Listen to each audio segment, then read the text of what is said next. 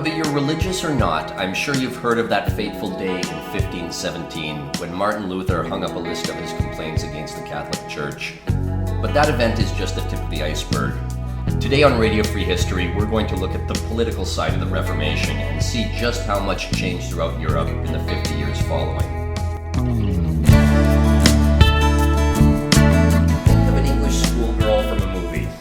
She is probably prim and proper, she's a bookworm, she's a polite little wallflower, the quintessential example being the girl from the Harry Potter movies. Hermione Granger. Hermione Granger, yes. Now, I want you to picture every English woman you've ever seen at a bar.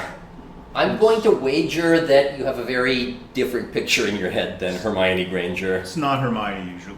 No. You probably picture a chick she's not fat per se, but she's trying to squeeze into a skimpy outfit that she has no business trying to squeeze herself into. They're very confident. English women are extremely confident. Yeah. That picture is probably closer to the average English female than Hermione Granger. And even think about the chick who played Hermione, the actress who played her. By the age of 30, she already looked like a strung-out alcoholic. Hollywood was not kind. They're never kind to child actors. You look at the Degrassi kids, man. Yeah. Basically, they don't get educated. No. And then it's like child sacrifice at that point. It's like, yeah. You get your Keegan account or whatever when you turn 18, and then you're... Well, then these child actresses become of age, and they start partying at the Playboy Mansion and have billionaires showering them with everything. I'm always reminded of salmon in a river and grizzly bears waiting for the salmon. It's like all these kids going to LA to get parts in movies. It's the Harvey Weinstein. Yeah. I still refuse to believe anybody was surprised when the Harvey Weinstein scandal broke. I thought everybody knew that. Yeah, me too. I thought everyone knew you had to have sex with Harvey Weinstein. Yeah. I picked that up. They joked about it. Fun fact about him: he was known for never even acknowledging his security. It was like you just weren't in the room, like you're a ghost. Yeah. And the hotel that he stays at in Toronto before he was in jail or whatever, when he could still travel, they were known for their mahogany, but he hates the smell of mahogany. So they had to pay a security guard to go in and make sure that the scented candles were lit every hour when he wasn't there. If I hate the smell of mahogany, I'm going to choose a hotel without mahogany in it. I'm gonna get the best suite, and I'm gonna demand that they do something about this fucking mahogany smell. Oh, no problems. And it was also when he was I worked, I never bodyguarded for him, but I did venues where he would show up, and the celebrities were terrified of him. Yeah. He can destroy your career with a swipe of a pen, right? I remember it was Leonardo DiCaprio was at this bar, and then he saw Harvey having dinner, and I heard him. He was like, "No, don't bother him. Let's not bother him." It's like, holy shit. Yeah. How do you tell who has the real power in a group, right? You don't detect the planet. It's the effect that the planet has on the star. You just see the gravity. Yeah. You just see the gravity with a guy like that. I was like, holy shit. Yeah. Wait, no. He never tried anything with me. I want that on record. I was spared for whatever reason. So anyway, you were saying. Yes. So going back to the English woman. Even when you think about a respectable English woman, you maybe think of a sweet old lady feeding ducks in the park, or you think of some tough-as-nails organizer like Margaret Thatcher. But you don't think of this sweet, bookish schoolgirl. Yeah. It's very strange. Well, but there's a reason for it. The reason is that studious, red-headed, intelligent, apple-cheeked girl is Queen Elizabeth I. She reigned at a time when England was going through a profound political and cultural change, not least because the Protestant Reformation was sweeping across Europe. And she became somewhat of a myth frozen in time, as did a lot of other figures from the era.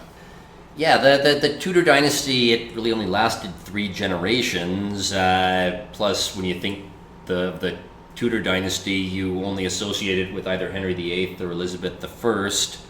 But so much of what we think of as quote-unquote English comes out of this time period. You think of Tudor architecture, you think of Tudor fashion, you think of Shakespeare, you think of Francis Drake, you think of the first attempts at setting up colonies, you think of Thomas More, Edmund Spenser, Christopher Marlowe, all these people. They all come out of this fairly short period in time when England had to establish a new identity for itself. If you may be a writer as talented as William Shakespeare, but if you're not writing at a time when a nation needs to establish its legends and its myths and its story, you're probably not going to have that cultural impact as the Bard did. Sorry, English majors. Yeah, unless you guys can go back to 2008 and make YouTube videos. Yeah. I'm sorry.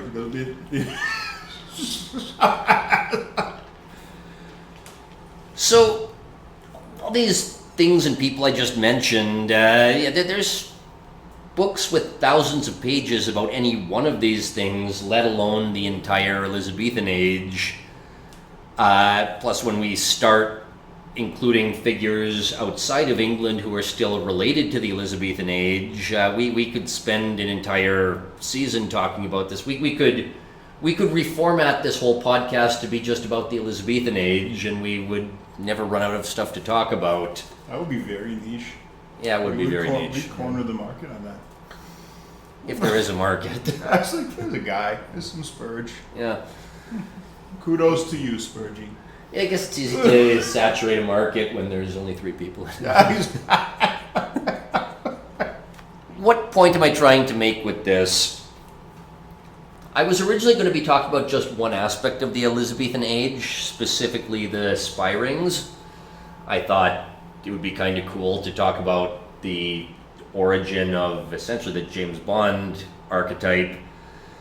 But I kept running into a problem, which is that every time I started telling a story, I had to get sidetracked for 10 minutes about something else that's going on in Europe, because again, the Reformation is going on and all these kings and queens are related to each other, and they all have cousins who are dealing with a bunch of Protestants or a bunch of Catholics who have decided to become religious fanatics. And the middle class can read about it.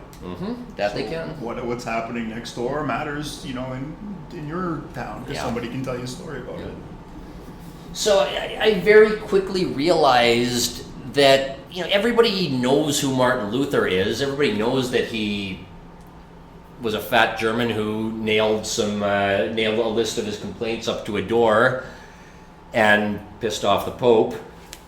And everybody knows there was a little bit of religious strife that ended at a place called Westphalia, but that really doesn't get the whole story across, especially because Martin Luther hangs his theses in 1517 and the Peace of Westphalia is in 1648. It's 131 years between these two events, and in that 131 years, there's religious conflict from one end of the continent to the other. And crazy shit. If you guys want one example, Google what happened in Munster with the Anabaptists. You'll never look at Amish people the same way again. Anyway. Yeah, so I realized, wait a second, if I'm going to be telling this story without getting sidetracked every 5 minutes, I'm going to have to zoom out to 30,000 feet and just ask the question, what the hell does Europe look like at the time? What would a map of Europe look like during the Reformation? Every country's history seems to go through the Reformation, but nobody could draw out the map of Europe in 1550, which is when all of these conflicts are going on. So what I'm going to be talking about today is just what really was the Reformation, and I don't mean from a religious or a theological point of view. I mean what was going on in Europe at a time when the whole religious belief system was overthrown. And this is super important because this is an analog to our time with the internet. Well, it's a time when change happens very, very rapidly. In fact, if you want to become a history teacher, one of the things they tell you is don't hammer on dates and facts and figures. That'll bore the shit out of people. Tell storylines. When I'm talking about this stuff, I have to talk about dates, and there's a reason for it. There's a lot of examples of such and such a monk decided to convert from Catholicism to Protestant in, I don't pick a year, 1533. Then in 1534, half of his country was Protestant, and then in 1535, the whole country was in a civil war. 1536, the king had decided to convert and declared war on his cousin, and it's just looking at the dates, just how fast this stuff moves. I don't know if there's any way you can get your mind around it. I think the only way to approach this material is saying it moves so fast that it's impossible for us to understand. And the only way to really conceive that fact is just looking how fast these dates move. Just again as an example, Luther hangs up his complaints in 1517. Within less than a decade, throughout Germany, people were being strung up for being the wrong kind of Protestant. Martin Luther called it swarmery, just this fanaticism that overtakes people when they decide they can cut the Catholic Church out of the picture and talk to the big man upstairs directly. When they can read their holy scripture for the first time, right? Yeah. It's like, why? You didn't tell me any of this. What the? Oh yeah, well we'll be getting to some of that stuff. And this is like culturally, I think of Germans. They are very distinct in the way of like their various fiefdoms, but they're a monoculture in terms of they're all very go along to get along kind of people. Yeah. And that, when new ideas are kicking around and everybody's not sure, it's like a monoculture. It's like if one's sick, they're all going to get sick. Well, and things spread very quickly. In the English-speaking world, you think of the word bureaucracy, it makes everybody cringe, like, oh my God, just a bunch of mediocre people who are doing the same process every day, red tape everywhere. You can't just find somebody to talk to who can solve your problem in 3 seconds. You talk to people from Germany about bureaucracy, the answer is always, well, we can make it work. We are in favor of bureaucracy when there's German people running it. There's a lot of faith in the system in Germany. A lot of buy into the system as well. Yeah. The system's supposed to work, and they're going to work the system. So, in the English-speaking world, if there's one figure who is synonymous with the Reformation, it's Henry VIII. Now, I'm going to assume at least some basic knowledge of the reign of Henry VIII. I mean, his story has been told countless times, and if you're not familiar with it, there's probably thousands of YouTube videos right now that will tell you about this guy, and even if it's just something cute like his wives, there's a rhyme that British school kids learn, or at least they used to learn when people actually learn stuff in school. It was divorced, beheaded, died, divorced, beheaded, survived, about his 6 wives. When Martin Luther makes his protest, Henry writes a pamphlet defending Catholicism, and he gets the title Defender of the Faith, which the King of England still holds. I think if you look at a coin, it says DF Rex or DF Regina. It's that DF stands for Defender of the Faith. Okay. Or it's the Latin for Defender of the Faith. But there's a problem, which is that he's originally Catholic. He marries a Spanish woman named Catherine of Aragon. She does give him a daughter, but in 20 years he still has no son, or at least no legitimate sons. So this is what kicks everything off in England, because he asks the Pope for a divorce. Now, do you know the reason that he asked for that divorce? I think you probably know that he asked the Pope for a divorce, but do you know why? No. She was originally married to his brother, so he said, even though his brother died, and he got married to her afterwards, he said, well, this marriage is basically incest, right? The Pope said, no dice, and Henry says, all right, we're Protestant now, and I'm the supreme head of the church. Also, we're closing down the monasteries and selling off all your land. We're going to nationalize the church. Sorry, guys. Well, that selling off the monasteries is something that will come into play later on. Probably not till the next episode, but it changes the look and feel of the middle class when there's a whole bunch of land that's freshly available. And that land came from these monasteries. I think it was something like 30% of the viable farmland in England was owned by the church, and then Henry said, "Get the fuck out, I want a divorce." So a lot of wealth opening up. Yep. All at once. Well, this is another reason why during this period the culture of England completely changes, because nothing's going to change a culture from top to bottom quite like a whole bunch of people entering the middle class.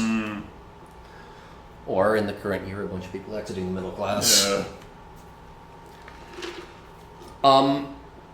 Henry divorces his wife because he's now the head of the church. Sure, the bishops are going to do whatever the hell he wants if they want to keep their head. He marries a woman named Anne Boleyn. She has a Protestant daughter named Elizabeth, but still no son. And fairly or otherwise, he accuses her of adultery and head chopped off. Just, you learned the first time. He's Yeah. like, I'm not going to waste my time. Yep, that's... Petitioning the Pope. We're just going to work this out. So he has a third wife, Jane Seymour. She has a son, Edward. So finally he has a male heir, but she dies in childbirth. He has 3 more wives. He marries a German princess named Anne of Cleves. She's what they call on the internet today mid. She shows up. He can't get a boner, so he annuls the marriage. Apparently they never consummate. They stay friends, but yeah, that's part of history. It always blows my mind the things that the things that history turns on. Yeah. No, like he swiped left. Yeah. It was just She'd been slightly more attractive. He might have been able to have more children with her, have another male heir, and... Well, this is at a time when the marriage was a political alliance. Yes. He was still nope. And this was a little dude. The one thing I know about him is he, I saw in a museum in Ireland, they have some of his clothing. They've preserved it. And he's little. He was a little guy. Anyway. I'm curious how that ended up in Ireland. Yeah, it's a story. We can get into that in another podcast. Haha, we've stolen the king's garments, or... They were really proud of it. Really? Henry, he takes a 5th wife. This one's 30 years younger. This time, she really is a slut. That is not, it's not an unfair accusation like it may have been with Anne Boleyn. This one does like to spread her legs for a lot of men, and she's executed as well. He takes a much more respectable 6th wife and lives out the rest of his life with her.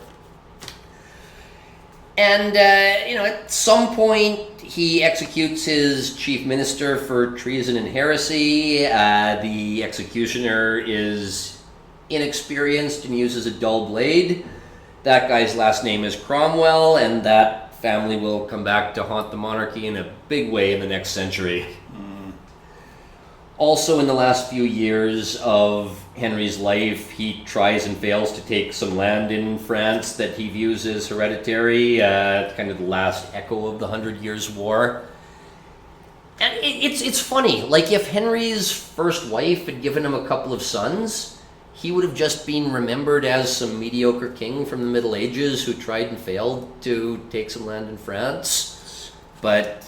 again, just like you said, what does history hinge on? The fact that he had to change literally the religion of the country because he wanted a divorce. Some guy moves his head.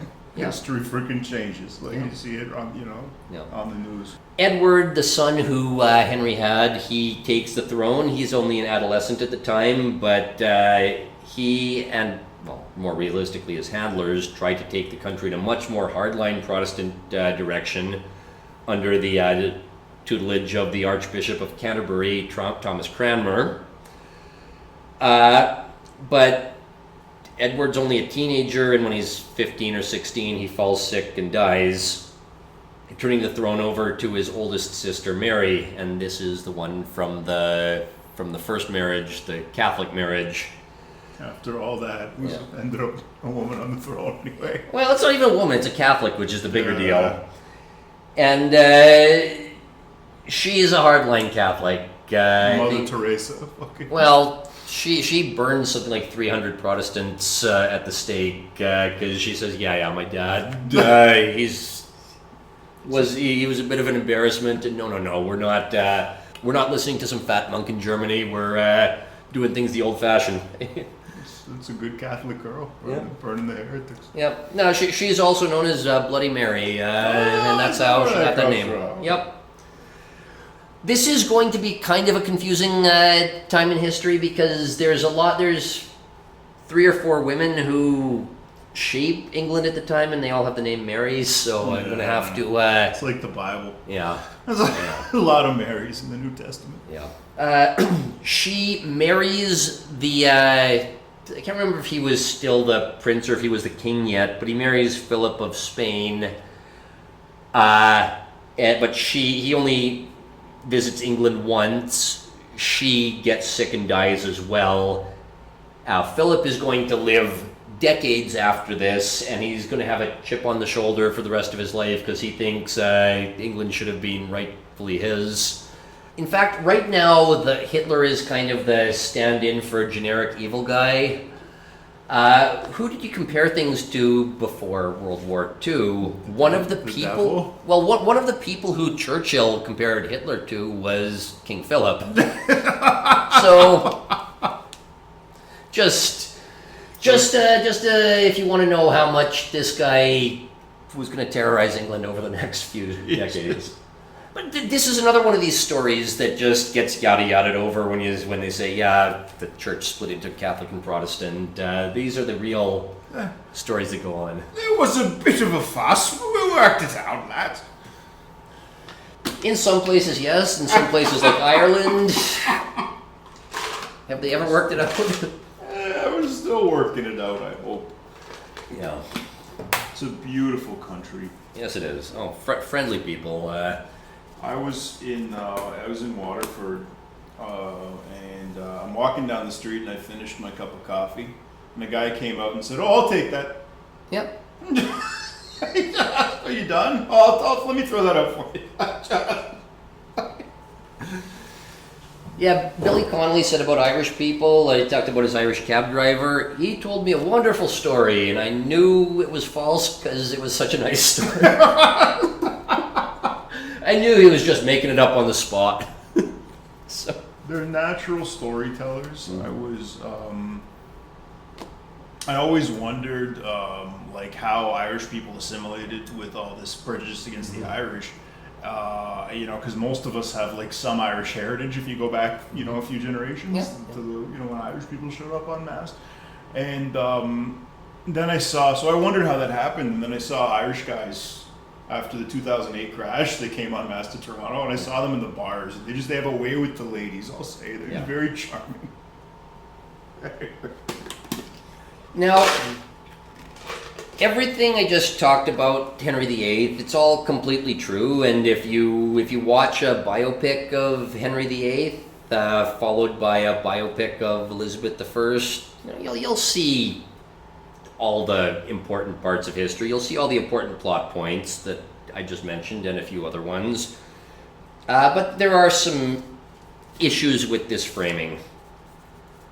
Firstly, it's very clearly a hagiography. Okay. It's not bad per se, but Shakespeare wrote glowing plays about certain past kings of England and certain less than glowing depictions of other ones, like Richard III. I'm not sure if he actually had a hunchback or not. He had a moral hunchback. Well, either that or his opponents won that little civil war. Yep. You remember the first monologue in Richard III? The guy comes out and he's pissed off because everybody's happy. Yeah, the winter of our discontent. What is it about Henry VIII and Elizabeth I that make them larger-than-life characters in the English story? Well, like I think I alluded to it a bit earlier, when you're starting a new religion, you need a new mythology. You need that as much as you need a new doctrine and a new theology. Yep. And when you walk into an Anglican church, it's as much a celebration of England and the royal family as it is a celebration of God. In the same way, if you walk into an Orthodox church right now, there might be, certain political leaders that are being deified. I think they put them in stained glass. Oh, They wow. put them in, Google if I'm wrong, yell at me in the comment section. But I'm pretty sure they're getting pretty close. Just because they haven't done it now doesn't mean they won't do it within the next 10 years. We'll see Saint Putin. Yeah. So yeah, like it's a hagiography, but like I also said, if Henry had a couple more sons, he would have just been remembered as a mediocre king who tried and failed to invade France. Like so many others. Yeah. So, what other serious issues are there?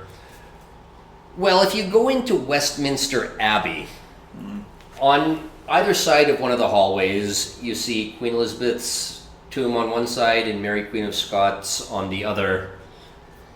And it's very easy to look at something like this as symbolic of the Reformation in England. There was one Catholic queen, one Protestant queen, and one Catholic queen who was vying for her throne, and became a bit of a catfight. But the Protestants won in the end.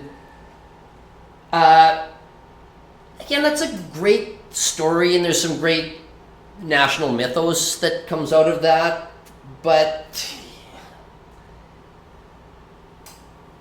there's lots of medieval kings and queens who had cousins trying to kill each other and steal land. Like, why is this one any different? It's pretty standard. Yeah. Like, We need stories. Oh, exactly. I think that's one thing we underestimated. In terms of the humanist thing, is the human brain evolved probably with religion. Yeah. We'll never find a fossil religion. We'll find statues of very curvy women Yeah. that they had for no reason, but we'll never really know how far religion goes back. I'm willing to bet that religion goes back far enough that it's affected our evolutionary psychology. Oh yeah, 100. And we need these archetypes, and who knows? Anyway, that's my personal theory about it. Even if we don't understand it, there's going to be some Darwinian pressure on it. Like, we don't necessarily know what's being selected for, but something is. Well, it enables people to work together. Yeah. And it enables, let's say your population has a surplus of young men because the top 10% of your population is married to 4 women. Yeah. So the bottom 30% have no women at all, and you have a surplus male population. It makes sense, and it won't affect your birth rate at all if these guys are going off and dying. Yeah. Going off and dying, they need to, if they want to pass on their genes, they're going to need to find a foreign girl, whether she consents to it or not. Some of these places, rape is still considered a sport Mm-hmm. rather than a crime. So that was one thing, man. When I was bouncing, you get kids. These were like kids here on student visas, but all they'd ever seen is all they knew about the West is they'd seen smuggled in porno movies, and their moms telling them that like the women in the West are whores. So they would just go on the dance floor, see a girl in like a revealing outfit, and just start like grabbing at her. And because they didn't realize, they thought it was just like a porno. That's what they Hey. Yeah, this is the future of the West, guys. We had a good run. But, I mean, just going back to what I said, though, like, if I had said that Elizabeth's Dutch cousin was trying to usurp the throne and she had him killed, and when she died, the throne went to some German relative, it really wouldn't be that different from the story of Mary, Queen of Scots. But centuries later, when England and Scotland really are united, you start getting stories about this period being a battle of two strong-willed queens opposing each other. So this answers the next question of why these stories entered the national mythos, because it's propaganda. Yeah. That's it's the less romantic way of thinking about it, but it's just the truth. And it has a huge effect on all of us, whether we like it or not. Yeah. I couldn't get over how much Russian propaganda I bought into. The AK-47 will jam if it gets dirty. But you can beat somebody with the back end of it. It is a bludgeon. It is a much more effective bludgeon than the NATO can. But a lot of what I thought was World War II history, or some of what I thought was World War II history, was Soviet propaganda trying to sell tanks to satellite states. So at some point, you guys will hear an addendum about the T-34 and how it was a monument to just communist incompetence in manufacturing. One thing I'll spoil, they didn't have enough welders. So they just gave peasants welding equipment and said, figure it out, you have a quota. So like... Oh, that's going to be a great story. Well, so the tank, like technically, if it had been put together properly, could have withstood a Panzer round. But they were almost never put together properly, so... Yeah. Anyway, these and such, again, such does history, such do the wheels of history turn. Yep. So, just talking about things like Mary Queen of Scots as she relates to the English. Again, England and Scotland were completely independent of each other at this time. If you've been listening to some of our other episodes, this was because of a king who liked his buggery a few centuries earlier. Again, you talk about like the things that the wheels of history turn on. It's one guy's sexual preferences. Yep. But this is the first of many of these stories where, like I said, you can talk about things going on in England during the reign of Henry VIII or the reign of Elizabeth I, and you have to start bringing in Scottish stories. The point of this episode is I just want to zoom out on Europe during the Reformation and just really get a high-level idea of what's going on, what the overall map looks like. Because it's not overly complicated, but it's also something that I even never found a book that explained everything systematically. I had to read a whole bunch of stuff and draw out this map on my own to see what was going on. It's a lot of stories tied together. Yeah. I mean, if affecting each other. Exactly. If it makes it easier for you, our dear listeners, just Google a map of Europe around the year 1560, and you might be surprised what it looks like, but that if you need a little bit of a visual aid for what we're talking about, that'll help. And also, if you're wondering why I called you dear listener, it's because I'm sucking up, because this is where we're going to ask for a little bit of assistance. Either visit us at ko-fi.com, that's ko-fi/Radio Free History, or subscribestar.com/radio-free-history. Like and subscribe on YouTube or wherever you get your podcasts. And if you donate to one of our higher tiers, we'll send you some merch, because we're at that stage of being podcasters. Yeah. Have beautiful merch for you if you support us in that way. So, we've looked at a couple of issues. The first is that these stories come into play because there's a new religion in England, and the country needs a national mythology. Some of these stories come into play because they're necessary propaganda. A third problem is that, or a third issue, maybe it's not a problem, it's that Protestantism has a central role being the new religion, but you can't treat the Catholic Church like it's on the way out. Especially when there's this other little event going on, you might have heard of it, called the Renaissance. You're not going to outfuck the Catholics. No.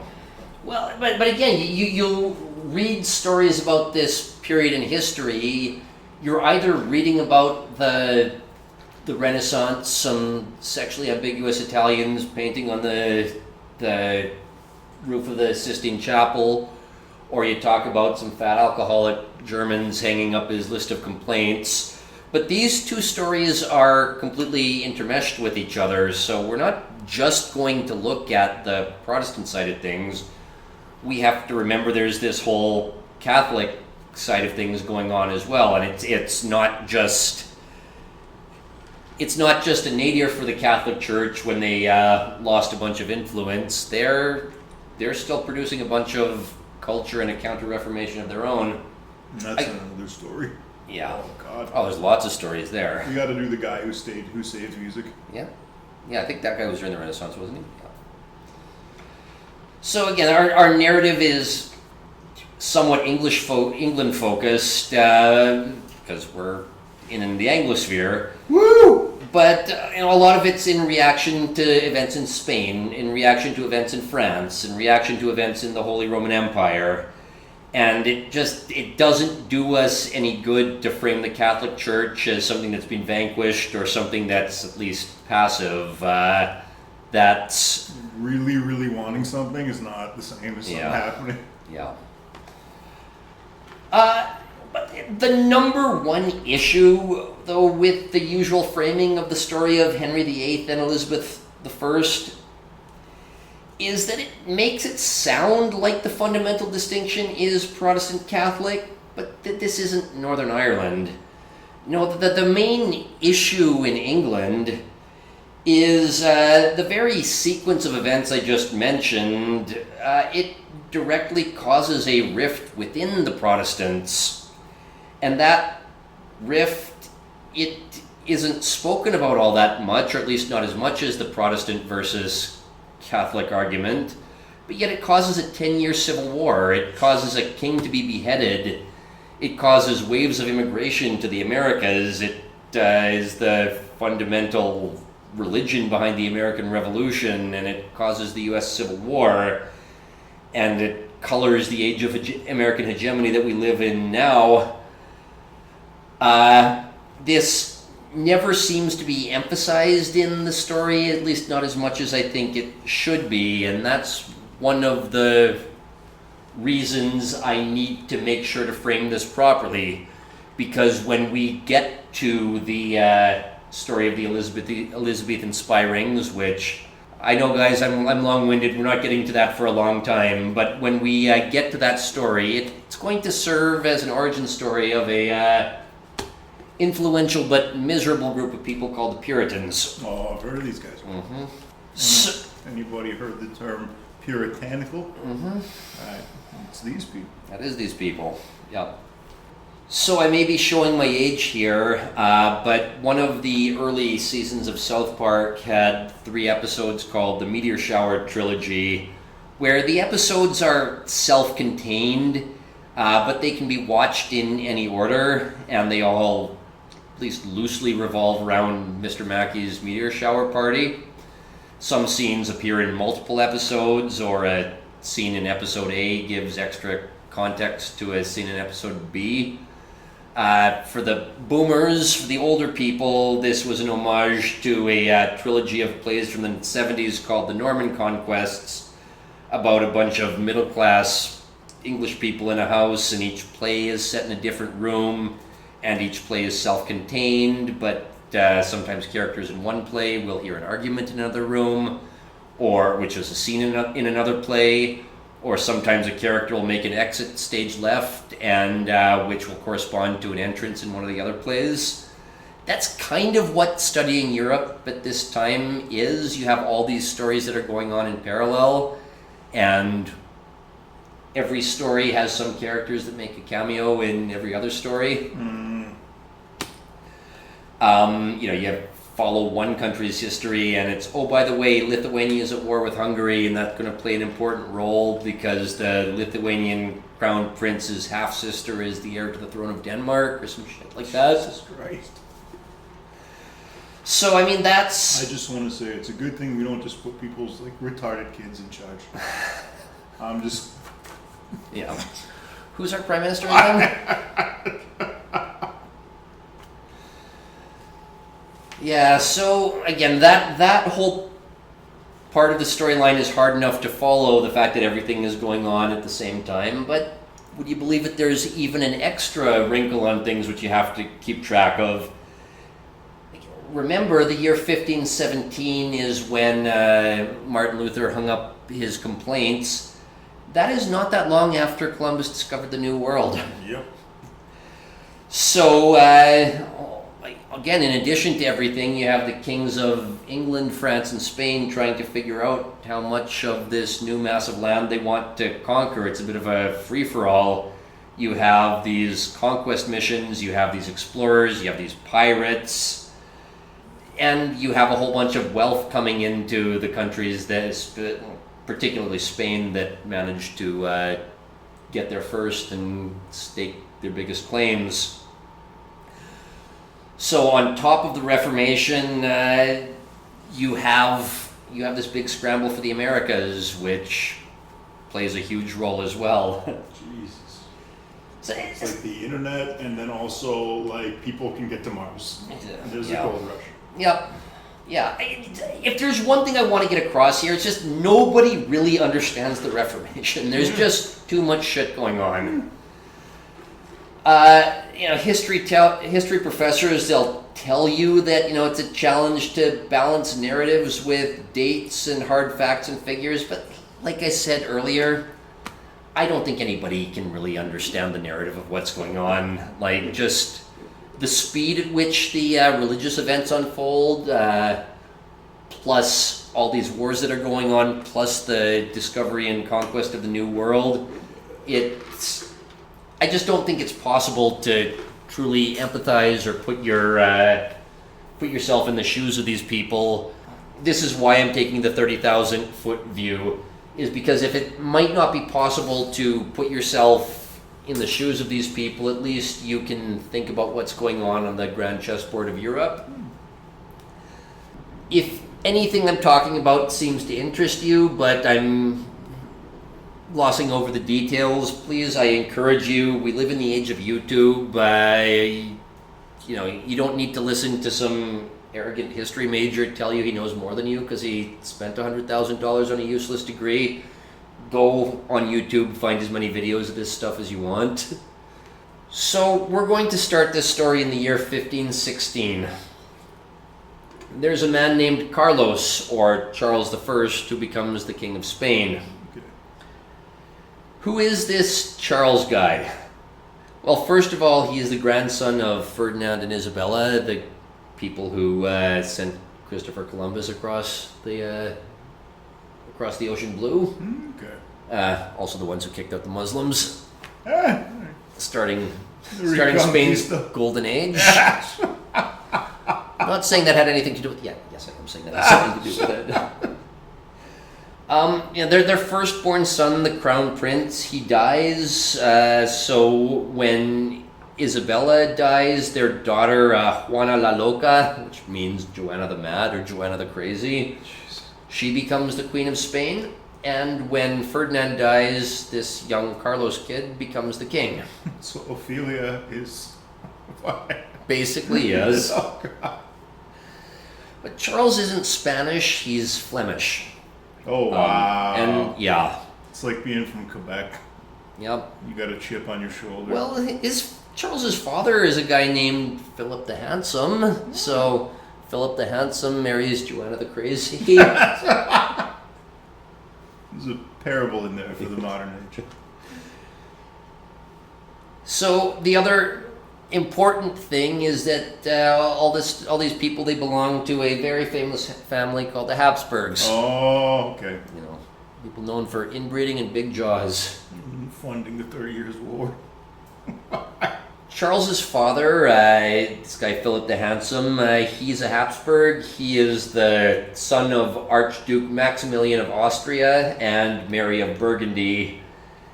And Archduke Maximilian is also the Holy Roman Emperor at the time. Yeah, it's because that's still a thing. Yeah. Somehow. Yeah. Well, you've also got to remember that the idea of the nation state is just kind of coming into its own at this point, at least what we think of as the modern nation state. Okay. I think these people would have thought of themselves as Habsburgs first. Like this Yeah. Charles guy, is he Spanish? Is he Flemish? Is he Burgundian? Is he Austrian? What does that mean? Well, it's like the modern billionaires, right? Like the true ruling class. Like they don't think of themselves as like Canadian or American. They think of themselves as like, billionaires. Yeah, Right. the jet set. Yeah, exactly. In 1506, Philip the Handsome dies, bequeathing the Netherlands, or the Low Countries, or Holland, whatever you want to call it, to Charles. And in 1516, King Ferdinand dies, making him the King of Spain, even though he doesn't speak a word of Spanish, and that's going to cause some problems later on. That happened in England too. That's how we get a parliament in England. Yep. Well, that's how we have a prime minister, not a parliament. Prime Minister. Thank you. In 1519, Maximilian dies, giving Charles Austria. And again, keep in mind that Spain is conquering the New World, and within a year or two, the Aztecs have fallen, and then the Inca fall a few years later. So this Charles guy just has a lot of stuff fall in his lap when he's quite young. And when I say quite young, I mean like 18 years old-ish. Now, I don't know if I would have trusted myself with that much land when I was 18. I wouldn't trust myself with anything with this guy. Yeah. Complete moron. I don't know a lot of people that look back and say, like, man, I was a bright 18-year-old. Yeah. So, in addition to all this stuff, remember I said Maximilian was the Holy Roman Emperor. So when he dies in 1519, Charles is put forth as a candidate for that now vacated seat. Okay. Now, in 1519, there are 7 electors. These are princes who get a vote on who is the Holy Roman Emperor. If you're interested, they're the dukes or princes of Mainz, Cologne, Trier, Saxony, Brandenburg, Bohemia, and the Palatinate. This inspired the Empire in Warhammer. I didn't know that. For any nerds. Okay, I did not know that. Now, a lot of history books, when they talk about Charles's play for the seat of the Holy Roman Emperor, a lot of these books, they use the word bribe, but it's just out in the open that the electors, the electors, they're willing to give their votes to the highest bidder, and if you want that kind of responsibility, pay up for it. Makes sense. So with all the industry in the Netherlands, again, this is when the stock market, or at least some of these proto-stock markets, start coming up in Amsterdam and Rotterdam and some of these places. So all the industry in the Netherlands, plus all the Spanish gold from the New World, Charles is able to buy his way in. Nice. Okay. Some things never change. Yes. Now, 2 years earlier, in 1517, that was when this Martin Luther thing was happening, and the Catholic Church said, yes, we need to deal with this Martin Luther guy at some point, but we probably need to focus a little more of our energy on the fact that a Habsburg has just inherited all this land, Spain, Austria, the Netherlands, Burgundy. That's got to be the number one thing to focus on. I mean, how much damage can one little German monk do? Well, this is kind of like a disease. If you don't nip it in the bud, it spreads. Like cancer. So, by the time Charles has taken power in 1519, 2 years after this, Luther has become quite popular in, what's now Germany. It's just a bunch of German fiefdoms and city-states at the time. Charles is only 18 or 19 at this point. He doesn't want to get involved in some theological debate, so this just puts off the eventual confrontation with Martin Luther a little bit longer and lets the lets the cancer progress a little bit farther. When he's elected, again, he's Catholic, and he's elected as the Holy Roman Emperor Charles V. He's somewhat committed to a concept that was popular a few centuries earlier. It had fallen out of favor, but the Res Publica Christiana, or the idea of a confederation of all of Christendom under what he called a quote-unquote universal monarchy, united against the Ottomans who were trying to expand from the east. The Mohammedans, yes. And you can go to grad school and you can literally spend an entire semester just looking at the reign of Charles V. But the main point is that there's no real seat of power of the Holy Roman Empire, and Charles spends his life traveling from country to country and always being at war with somebody. The yada yada yada is that this project of universal monarchy, it fails. And when he dies, his lands are divided between two heirs. In the east, you have Austria, which is still trying to be religiously tolerant, even though it takes the devastation of a 30-year war, literally a 30-year war, to finally settle some of these questions. And in the west, you have Spain and the Netherlands. And the heir to Spain, Philip II, this is the same Philip II that I mentioned earlier, the one who marries Bloody Mary, he is going to go the opposite way, and he's going to say, nope, Catholicism at all costs. So why did the project of Charles V fail? Well, there's two reasons. The first is that there is a very large country, which I haven't brought up yet, and that country is France. The King of France has a very different idea than universal monarchy. The guy's name is Francis I. And he essentially turns France into what is one of the first modern nation states. Like, as opposed to just being the realm of one of these European royal families, he wants France to be for the French. Now, Francis was also one of these people who was eligible for the position of Holy Roman Emperor, and he really had a chip on his shoulder about being outspent, especially by some trust fund kid who just had all the gold of the Americas fall in his lap.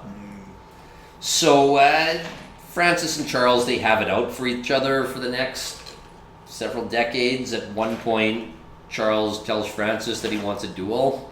Jesus Christ. Yeah. Pro wrestling shit. Yep. I wish that you could still challenge people to duels. Yeah. So I mean, this I'd be really good at that. depends what weapons you're using, if you're using weapons. Yeah, barehanded.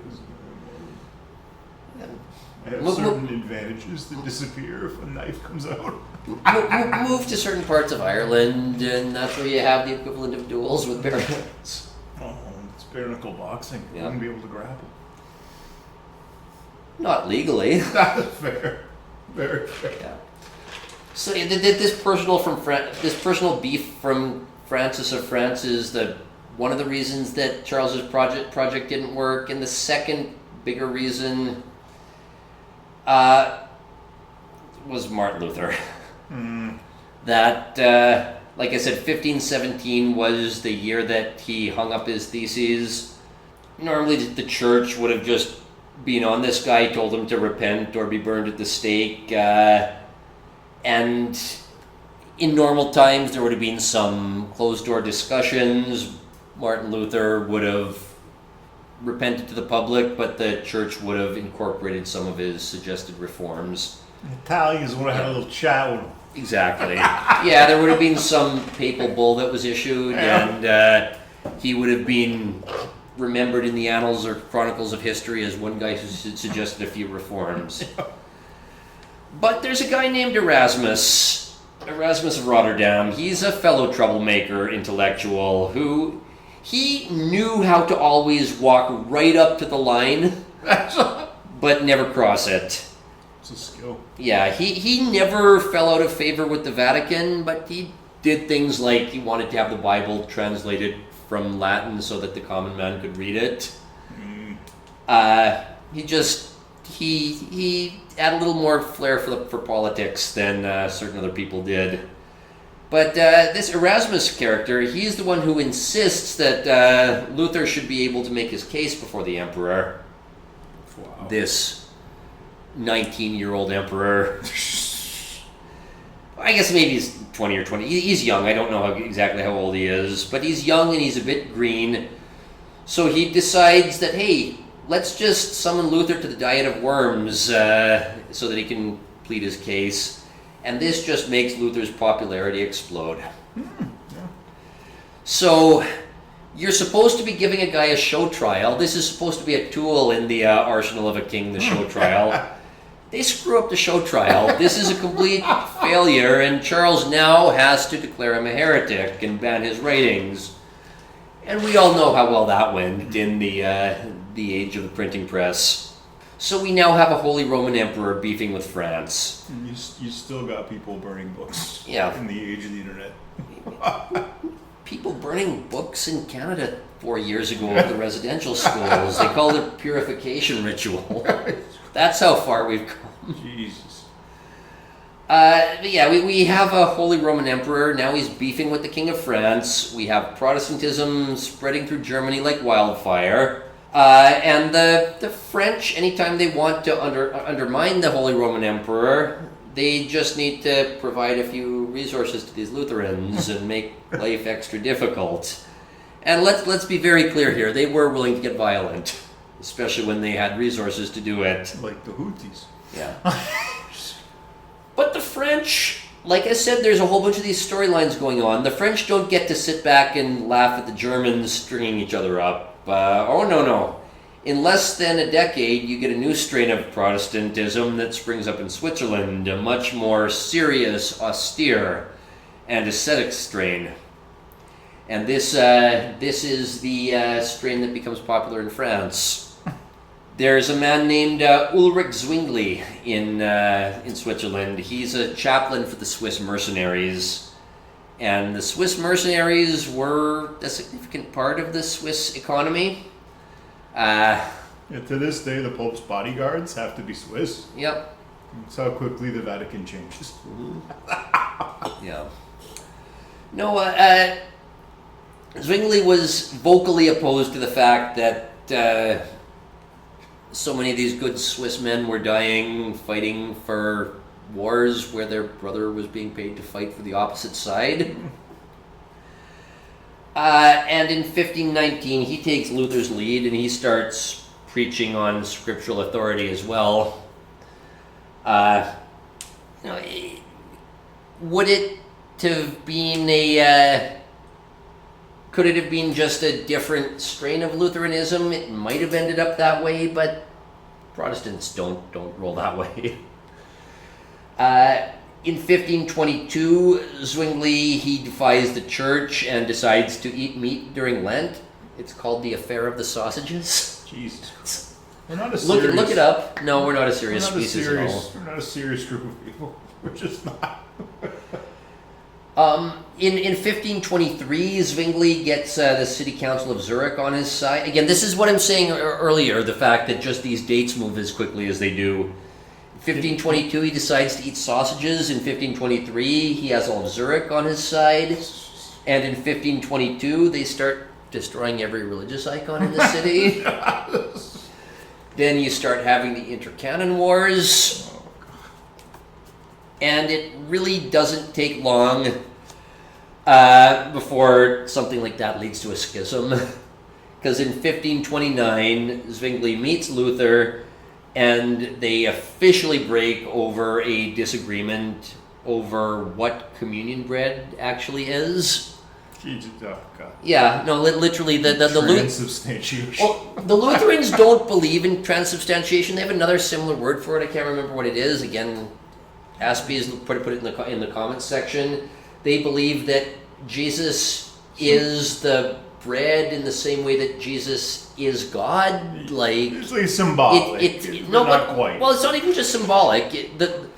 The other group, the Zwingli's reformers, they believe it's just a piece of bread that's just a symbol. The the Lutherans, they kind of believe that Jesus is above the bread and below the bread and around the bread and through the bread, So but maybe we'll do but the that. bread is not his flesh, if that makes sense. I think the point is that it Yeah. doesn't make sense, but you Yeah. can still train yourself to believe Well, it. maybe I'm being a little bit, flippant about talking about the Lutherans this way, but if the Lutherans want to be flippant about the Swiss reformers, they just think it's a piece of bread. The point is, this is the sticking point in 1529 when they just say we're going our separate ways. Now this is the awkward part. I married Hindus, and I had to explain to my extended family Christianity a little bit. And I had to be like, yeah, they you grew up eating your God. Anyway. It's a weird thing about our culture. Anyway. Yeah. So, and again, like I don't want to sidetrack this talking about the differences between 16th century Lutheran and Reformed theology, but anyways, they have a break in 1529, and 2 years later, in 1531, Zwingli is killed in yet another conflict with the Catholics, and Switzerland is completely becoming unstable due to the Protestant wildfire that's spreading through the place. Enter a French lawyer named Jean Calvin, or John Calvin. At some point in the 1530s, he becomes Protestant, and he flees Paris after a group of Protestants give an anti-Catholic speech that gets some emotions going. And at some point, he ends up in Geneva, where he's so hardline about his Protestant preaching that he gets kicked out, but he's eventually invited back. This group of French people, they're the people who would later become known as the Huguenots, but I don't think they're called that at this point. But Zwingli is the guy who starts the Swiss Reformed tradition, but we now refer to it essentially as Calvinism, because Calvin gave it enough structure to stop it from devolving into too much infighting. It wasn't like just like groups of 2 or 3 beating each other up. Well, again, remember Calvin was a lawyer, so he at least was able to make it coherent. Again, maybe I'm being a little bit, unkind to the Lutherans here, but Martin Luther just said, just start preaching wherever you are, follow the laws of whatever fiefdom you're in, and if that causes problems, let it be what it may. Yeah. And it did cause a lot of problems. I mean, Lutherans are known for having a lot of schisms in their church. It's because I don't think Lutheranism was ever truly coalesced into something completely coherent. Even though the Swiss Reformed theology was causing Switzerland to become completely destabilized. This Calvin guy, he was a lawyer, and he was intelligent enough to formalize it into something that was at least internally coherent. That book is called the Institutes of Christian Religion, written in 1536. Like Martin Luther, he believes in sola scriptura. He believes that just reading the Bible is enough. But Calvin also believes in predestination, which is certainly going to come up when we talk about the Puritans. And Fred Phelps. Yeah. Oh, that's going to be an interesting episode, the Phelps family. I can't wait. Most American story. For those of you who thought Clinton was great during the 90s, Fred Phelps went to Clinton's inauguration. Yeah, that never makes it into the biographies of Fred Phelps, is that how close he was to the Clintons. This was at a time when everyone hated gay people, so it wasn't that big a deal. Yeah. He really only got on that, when the cultural breaks started to happen. But he's a very interesting story. Anyway, I won't. Yeah. But at the end of the day, he's a grifter who may be remembered as a free speech hero. he established a lot of case law. Yeah. With his it's explicit in American law now that you can go to a guy whose like kid died and tell him that his kid's in hell at the funeral. Like you are explicitly allowed to do that. There's case law. All right. And named Phelps versus whatever. Yeah, it's just, and then the Phelps family sued them for legal costs. And the Phelps family is all the lawyers in the case, so they just billed. Well, that's going to be awesome. Yeah. Of course, nobody under the age of 30 knows who Fred Phelps was. A shame. That's Yeah. why we're doing this podcast. Yes. Great story. Yeah, the Calvinists, they believe in predestination, and like I said, you'll hear about them when we talk about the Puritans, because they view themselves as the elect, and they view, the elect being, the subset of humanity who are pre-selected to go to heaven, and they view humanity as being totally depraved and unable to make their way into heaven without the grace of God, which humans do not deserve. And they gotta let you know Yes. that they are the elect and they're not, filthy like, the rest of us. Oh, again, we'll be doing a couple of episodes on the Puritans. This stuff is all going to play a huge role there. But again, you see things like the concept of liberty, meaning freedom from sin, liberty from the law of Moses, freedom of conscience. A lot of a lot of the things which we take for granted as our quote-unquote freedom, we're taught about it like it's based on some sort of a universal principle. No. It's explicitly Protestant. There's a reason why when you look at the English Bill of Rights, a lot of these clauses, maybe not a lot of them, but some of them say, you're entitled to do whatever you want, except if you're Catholic. Like, these rights we take for granted in the English-speaking world, they were never supposed to be universal. Yeah, a very small subset. The idea that it's supposed to be, the license to do whatever you want. No, freedom means the Pope can't tell you what to do. Yeah. And you see this very early on with the Calvinists. And again in Fred Phelps. Yeah. Calvin is very clear that you need to follow the law and that civil government is ordained by God. I'll let you guess why.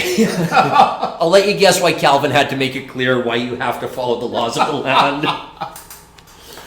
There was one other group, you just mentioned them a little bit earlier, the Anabaptists, who decided that was optional. Yep. And ended up with their leader's penis nailed to the door of Munster. We'll maybe do that at some point, that old Jan Levias. Calvin also says that there is a quote-unquote true church that you need to consult before interpreting and teaching scripture, and he warns about interpreting the Bible on your own. Mm-hmm. So if you wonder why in the 20th century, when the low church Protestants of the northeastern United States finally found themselves in charge of the world, everything was about trusting the experts and having a group of insufferable, well-educated people who are going to tell you what's true. It was there from day one. Robertson Davies has a great trilogy about arguing essentially that academia is the new clergy. Yeah. I don't disagree with him on that. But, Calvin's just saying, yes, study the Bible on your own, but you need doctrine. He says, studying the Bible will lead you to do what's correct, but he stops short of saying, any group of people can start their own little church if they just read the Bible, because that's how you get cults. Yep. To this day. Yeah. Also, this concept of the true church, it's something you have to telegraph so that other people recognize that you're one of the true Christians. You see a very, very, very corrupt version of this. When how many churches do you see hanging the pride flags out? Yep. You almost see more pride flags than crosses on churches now, at least mainline Protestant churches. That comes from this idea of the true church. This comes from the idea, the Calvinist idea, that it's your duty to live so virtuously that everybody can see you, because if they want to join the true church, they need to join you. The true church is a church that preaches the word, it administers sacraments, and it disciplines people. Okay. The true church are the guardians and custodians of the word of God, but again, he's not some academic who likes the smell of his own farts. He recognizes that this is a Platonic ideal that's never going to be met in the real world. This is a lawyer.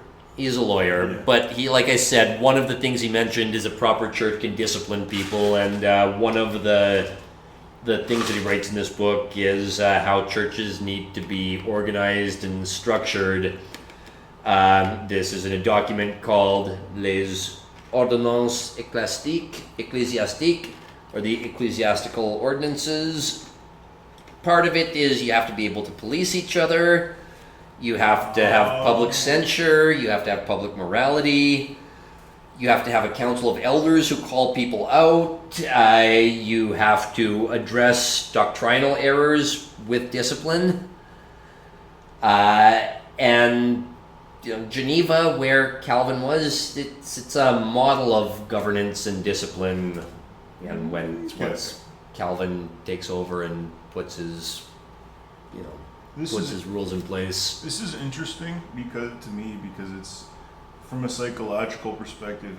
It's ideologies come along that give manifest to our worst instincts, and they're popular because they act on our worst instincts. Yeah. And I think that's anyway. I think it's So that it's interesting you say that, because I mean, Calvinism leads to some great stuff as well, and that's exactly where I'm going with this. Because you might think that because Calvinism starts in Switzerland, where's it going to spread? Like the next country over, like Liechtenstein or Luxembourg, or is it going to spread into some of the German duchies? Well, no. Where Calvinism really takes root is in Scotland. why the hell did that happen? Because there's a man named John Knox. Okay. And again, this is what I'm saying. There's all of these stories of people who exit one story and enter the other story. John Knox is one of these characters. So, for anybody who doesn't know, Scotland at this point is one of the most backward, least literate places in Europe. And somehow this academic, lawyer-made ideology takes hold. How the hell does that happen? How does that happen? Well, so who was John Knox? He was born in obscurity in a fishing village in Scotland. Like Jesus. I don't think he would appreciate that comparison. His brilliance is recognized when he's young. Like so, Jesus. Well, okay. His dad wants to get him educated, and in Scotland in those days, that meant you joined the church, you became a priest, and that often doubled as being a politician. The idea of a separation of church and state did not exist in 16th century Scotland. All of the major government officials were bishops and priests and people who were otherwise integrated into the Catholic Church, and that's going to make Scotland, as they say, ripe for disruption when the Reformation happens. Because now your political beef is also a religious beef. Yep. Well, it's also the church is rotten to the core, or at least incredibly corrupt at this time. And when you have a corrupt church, that means you have a corrupt state as well. Knox is ordained as a priest, and he eventually becomes a bodyguard, because priests are bodyguards, I guess, in those days as well. It's Scotland. There's a multi-class. I can picture a Scottish priest getting in a fight with somebody. This doesn't, I don't even have a hard time picturing that. I maybe have a hard time like picturing some frumpy lesbian Methodist minister getting in a fight with somebody other than her wife. I was gonna But- say. It just doesn't seem out of character at all for me to picture a Scottish priest getting in a fist fight. I think he's like, it's like in D&D, he's like a fighter priest. So, he becomes a bodyguard for George Wishart, who at some point becomes a Protestant, and this is a guy who becomes a very popular preacher. He does things like when there's a town that has an outbreak of smallpox, or I can't remember what the disease was, but he would stand on the outskirts of town and just yell his sermons into the town, and he was beloved throughout Scotland at that point. But priests are politicians, and every politician has a rival. His rival was a man named David Beaton. David Beaton, he was kind of known as an inquisitor. He has 7 bastard children, because of course. He would do things like hang people for ignoring Lent. I think at one point he arrested a mother for praying to Jesus instead of Mary during her labor pains. I think. Guy was by the book, is what He was, yeah, at least he claimed to be. There we go. Yeah, this guy Wishart, he preached, but when the writings of Luther made their way into Scotland, he converted. He eventually was arrested, tried, convicted, burned at the stake. And the guy, like I said, he was a very popular figure. And this doesn't go over all that well. Especially again, that this doesn't do very much to assuage the image of the church being corrupt. They've got another image of somebody dying for it, Well, which they love. it's Scotland though, so what do you think happens after this? Oh God. So yeah, a couple of Protestants, they burst into St. Andrew's Castle, which is this Cardinal Beaton guy's personal residence. And the servants there get so flustered when they ask it, "Which room is the Cardinal in?" The servant says, "I can't remember, but just wait until his mistress walks out and then you'll know." So they literally hide in the shadows, wait for the whore to sneak out. They burst into his room and stab him to death in his bed. Christ. So, yeah. The ruling class, ladies and gentlemen. So John Knox, he was not involved in this, but they asked him to come and be their preacher while they're going to wall themselves up at St. Andrew's Castle. Knox does join them with a bunch of other Protestants. Part of God, or he said this, the murder of the cardinal was God's just judgment on the fornicating tyrant. God's just judgment on the fornicating tyrant. It's just because you are a whore. Yeah. Another thing that's going on, because again, a lot of these storylines are going on simultaneously. There was a king of Scotland, James IV, who married into the Tudor family. This king was killed in battle, so his son became king, James V. This guy had a very, very poor showing in battle, and he died very shortly after. I can't find anything definitive that says why he died. I don't know if it was some seppuku thing of honor or what it was, but his daughter had just died. It had just been born 5 days earlier, so his daughter Mary, Mary Queen of Scots, literally becomes the Queen of Scotland at age of 5. Jeez. Sorry, at the age of 5 days, not the age of 5, the age of 5 days. So you got a baby in charge. Well, he's not going to be in charge. It's going to be there's going to be a regent appointed, And the regent is going to be either a Protestant or a Catholic, depending on certain civil conflicts in Scotland. And nobody does civil conflicts like the Scots do. Yeah, the Scots would rule the world if they had even the most rudimentary conflict resolution skills. They would just. They're very bright people that work at a problem, a practical problem, but an interpersonal problem. Yeah. Interpersonal problem is, give me the knife, I'm going to make sure he's smiling permanently. That almost happened to Count Dankula. I didn't know that. He was a DJ and a bouncer in Glasgow. And he ducked.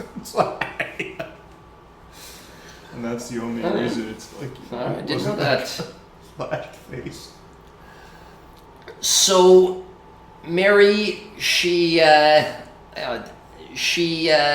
a Catholic French mother. Her name is Mary of Guise. Another Mary.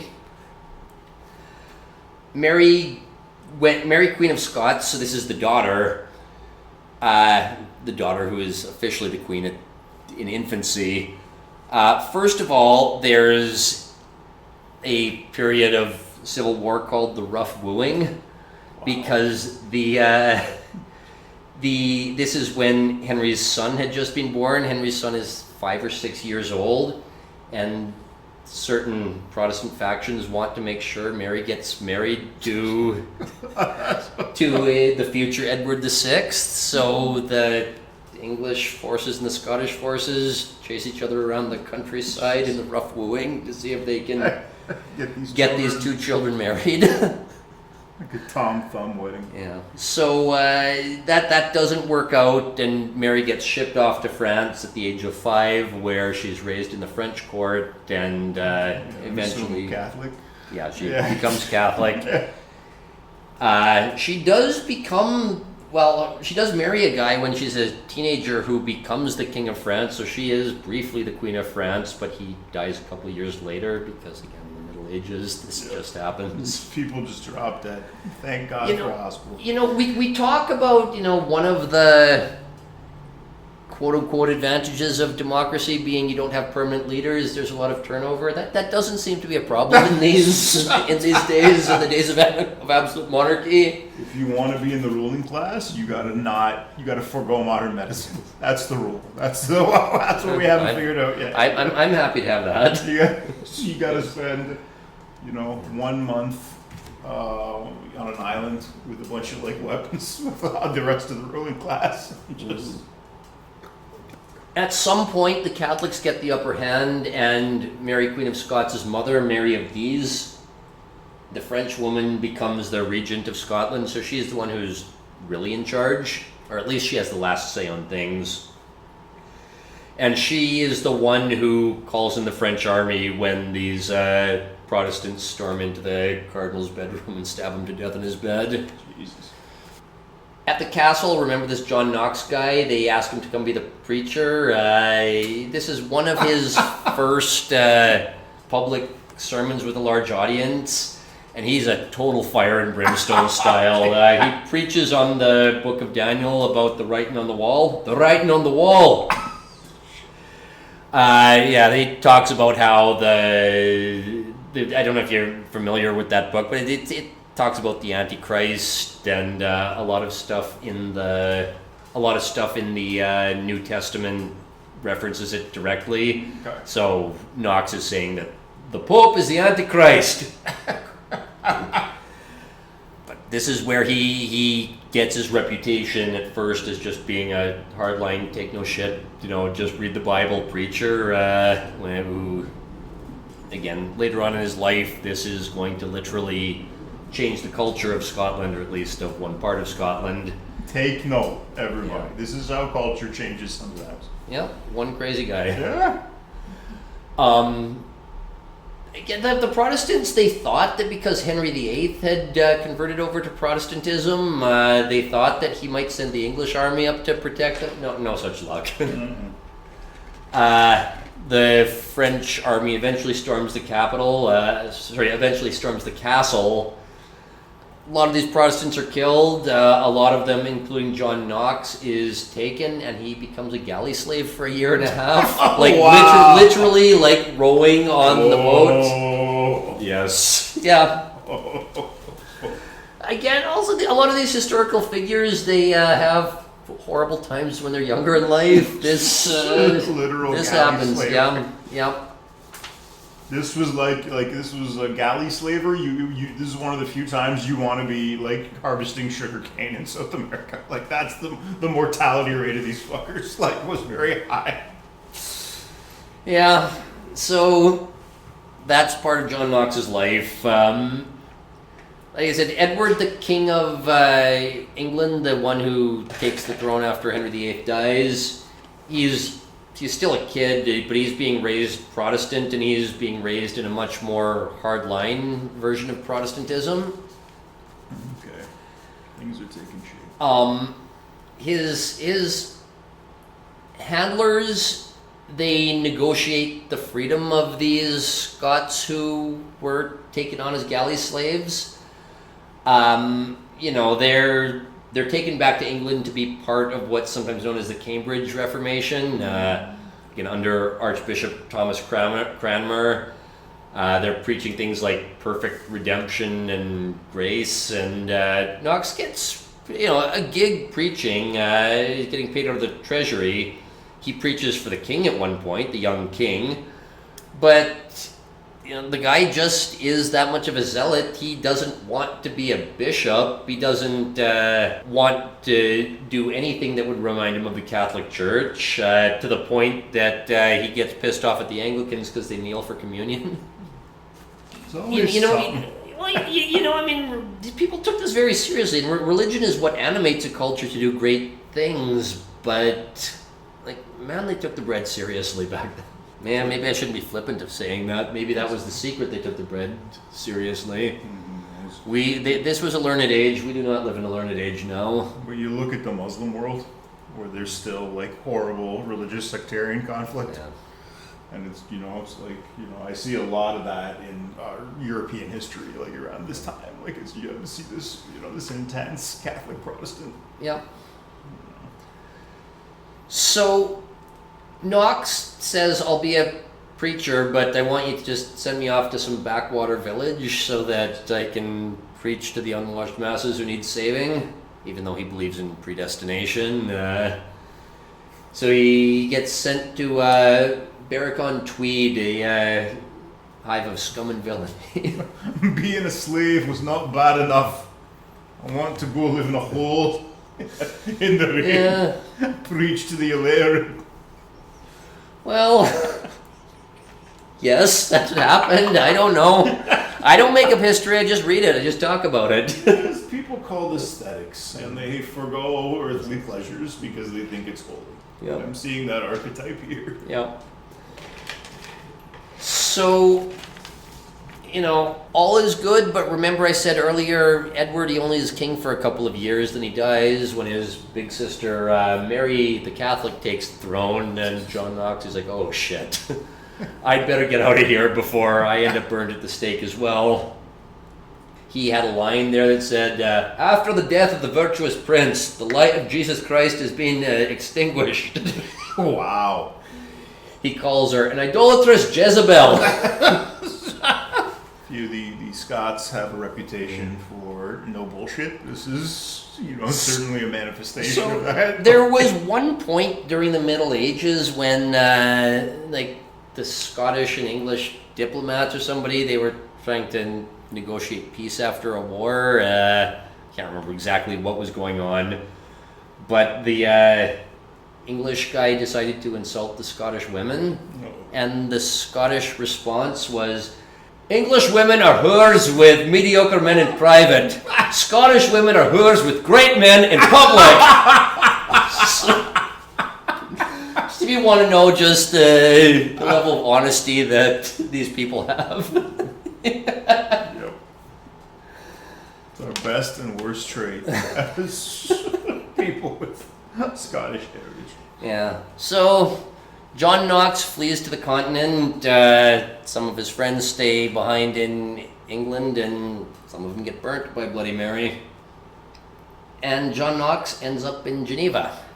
Like I said, he makes an exit stage left in one story and makes an entrance stage right in another. Because this is where he ends up in Geneva, right when Calvin is in charge of it. It's the Rogers and Hammerstein situation. Kind of, yeah. Two guys come together. Yep. Just a little less patter and a little more, I don't know, austere reflection. I am the very model of a modern major Protestant. I'd watch that. I'd go to that musical. The problem is I don't think these people allow you to have any fun. No, you can't dance. They hate art. So, every manifestation of Puritanism, the first thing they go for is art. Yeah. It's, Well, again, John Knox ends up in Geneva, gets to know Calvin for a little bit, but he doesn't stay there that long at first. He gets an offer to go preach in Frankfurt, where there's an English-speaking church there, and when it's an English-speaking church, it's an Anglican church. Jesus. So again, he goes there for a little bit, but the liturgy of the Anglican Church, it just he says this is too close to the Catholics. Fuck you guys, I'm going back to Geneva. He works on the Geneva Bible. He's part of the brain trust who put that thing together. But eventually, he wants to return home to Scotland. He goes home for a little bit. Mary of Guise, the old French Catholic woman, is still the regent, because remember, the Queen of Scots is just a teenager at this point and she's still in France. The book I read said he was going to do a commando crusade. I don't know what the middle age equivalent of that would be in the vernacular.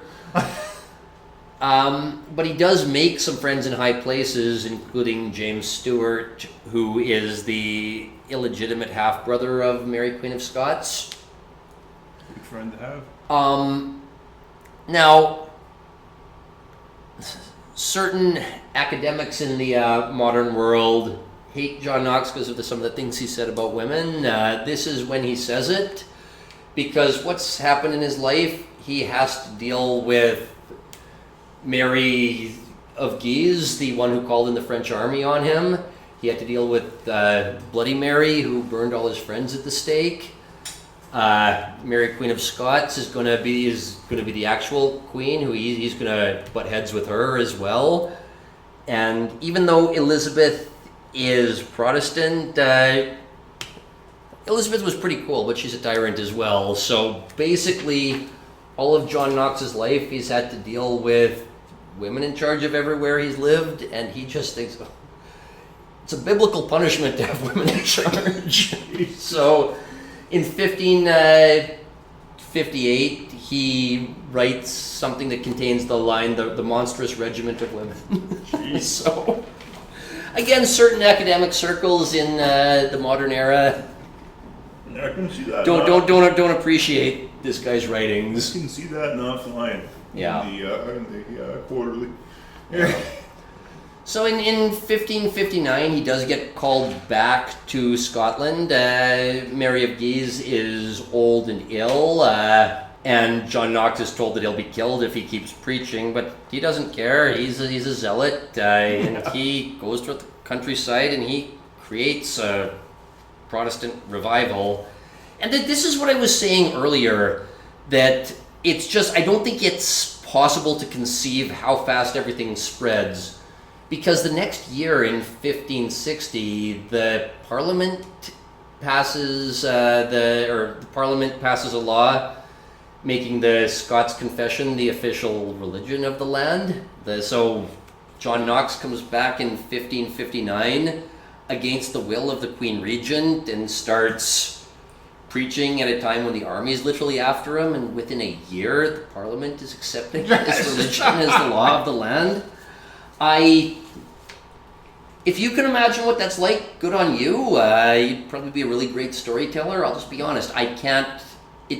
My brain doesn't fathom it. The fact that 1559 he comes back to a Catholic country and is persecuted. In the next year, 1560, the country's Protestant. The Scots had a tradition where they would all get together for like long religious festivals, and this was basically like an excuse to throw a party. Yeah. So you can imagine this guy showing up to one of these like 4 or 5 day long like keggers and being like, "You're all going to hell. You can't even read the Bible." Man had balls. Well, I mean, you talk about you can't even read the Bible. This is one of the things that he insists on universal education because he wants people being able to read. Because he was a fire and brimstone preacher, but he always said, "Don't take my word for it. Read it for yourself. Read it for yourself that God is angry and is going to send you to hell unless you repent." And you think of universal education as a liberal value, and it came from this extremist religious figure. Well, but again, I mean, liberal means against the Catholic Church when you really look at it. I mean, I don't think that's a contradiction in terms at all. Oh no, I don't think it's a good Yeah. saying it's a contradiction. I'm just saying it's like if Yeah. you ask people modern day, they would say that's like a secular value. And Yeah. it's interesting to see the root of these things. Oh yeah. Well, it's not clear if Scotland really became literate immediately at this point, but certainly 100 years later, the country becomes 80% illiterate. It becomes 80% literate. It becomes the most literate place in all of Europe. Becomes a place where a significant part of the GDP is from people printing books. Wow. Like that's just how much of a drastic change this causes. But again, that's 100 years off. Well, another one of these documents that John Knox puts in front of Parliament is the Book of Discipline. So there's these two important documents, the Scots Confession and the Book of Discipline, which are supposed to be how Scotland's going to be running its state now. As you remember in Geneva, Calvin was talking about overthrowing everything, and he talked about how to run the model church and the model state. John Knox brings this back to Scotland, and yes, there was a somewhat of a civilization there, but in Scotland you kind of have a blank slate to do this stuff. When you're pre-literate, Yeah. there's not like no one's going to come back and be like, "Wait a minute, it's not what we wrote down." Yep. So Mary, Queen of Scots, is widowed at this point, and she comes back. Okay. Like I said, she was when she was 16, she became the Queen of France for a couple of years. Then her husband dies shortly after. Girl power. Well, she comes back to Scotland. She decides she's going to be a coquette with a French accent who charms all the nobles, and she's 5'11", which is tall for a Scottish woman today, and she's got red hair. So I mean, everybody loves her. They think she's charming. They go to her parties, but there's one man who she can't charm no matter what, and that's John Knox, who's in the middle of reforming the whole country's religion. Like he's just that miserable that everybody else at the court's going to be happy, and he's going to tell them they're sinners. Like Richard III. Yeah. Miserable. He just says, look, the queen is like any other human being who's in need of the grace of God, and I'm not going to say anything different to her. Now, but remember, in those days, like this is something you might think is natural now. Yeah, I can call King Charles an asshole. In those days, if you said the wrong thing to a noble or to a king, you could end up with your head cut off. Yep. But one of the, remember I talked about Calvin's ideal way of structuring a church. You have a council of elders who mete out the discipline, and the elders are laymen. They're not ordained ministers. So for whatever reason in Scotland, when Calvinism comes in, it works. And it works because Scottish people are crazy enough that the elders of the church will say, "Hey, Duke, that's not your wife."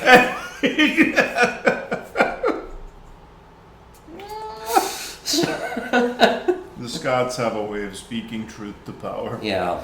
So again, like I said, Mary, she thought she'd be able to charm John Knox, but no such luck. She can't get him to accept Catholicism by any means. She is a I should also say she is a Catholic queen, even though the Reformation is going on. Nobody sees her as an illegitimate queen, but the Knox and company, they want to make sure that if she wants to be back in Scotland, she's not having any mass. Yeah. And you can't eat any of our bread. Basically. So this is not an episode about Mary Queen of Scots. She was a very interesting figure, but I can't, go into all the details of her life. But at some point, she marries a man named Lord Darnley, who is just alcoholic degenerate, and eventually Knox just calls her the biggest whore in Scotland to her face at the royal court. Wow. And this Darnley guy, he is murdered under very mysterious circumstances. First, there's an explosion at the castle where he's staying, but he's not killed by the explosion, so he's strangled to death shortly after. To this day, it's one of history's great mysteries. Nobody really knows why he was murdered or who murdered him. But It's a big group of boys. Keep their mouth shut. well, the bigger question is, was Mary involved in it? She may or may not have been, but it was certainly convenient to the Protestant factions in Scotland to have people suspicious of her. And eventually, the Protestants under John Knox, they just say that, all right, we have no use for you anymore. We're gonna put you on trial. And she flees to England in the year 1569, and that is when we do the next episode about the spy rings. She's gonna play a major role in that, because these spy rings are what are going to eventually get her head cut off 20 years later. But again, that's not what we're talking about now. We're still just trying to zoom out on the map of Europe to see what's going on. It's a bit of a review. You have the Holy Roman Empire in the middle, with this Charles V guy trying to put his universal monarchy in place. He dies. His realms are cut in half. Half to the one heir who gets Austria and still tries to have this project in place. Half of it to Philip, who has Spain and the New World and the Netherlands and wants to be hardline Catholic.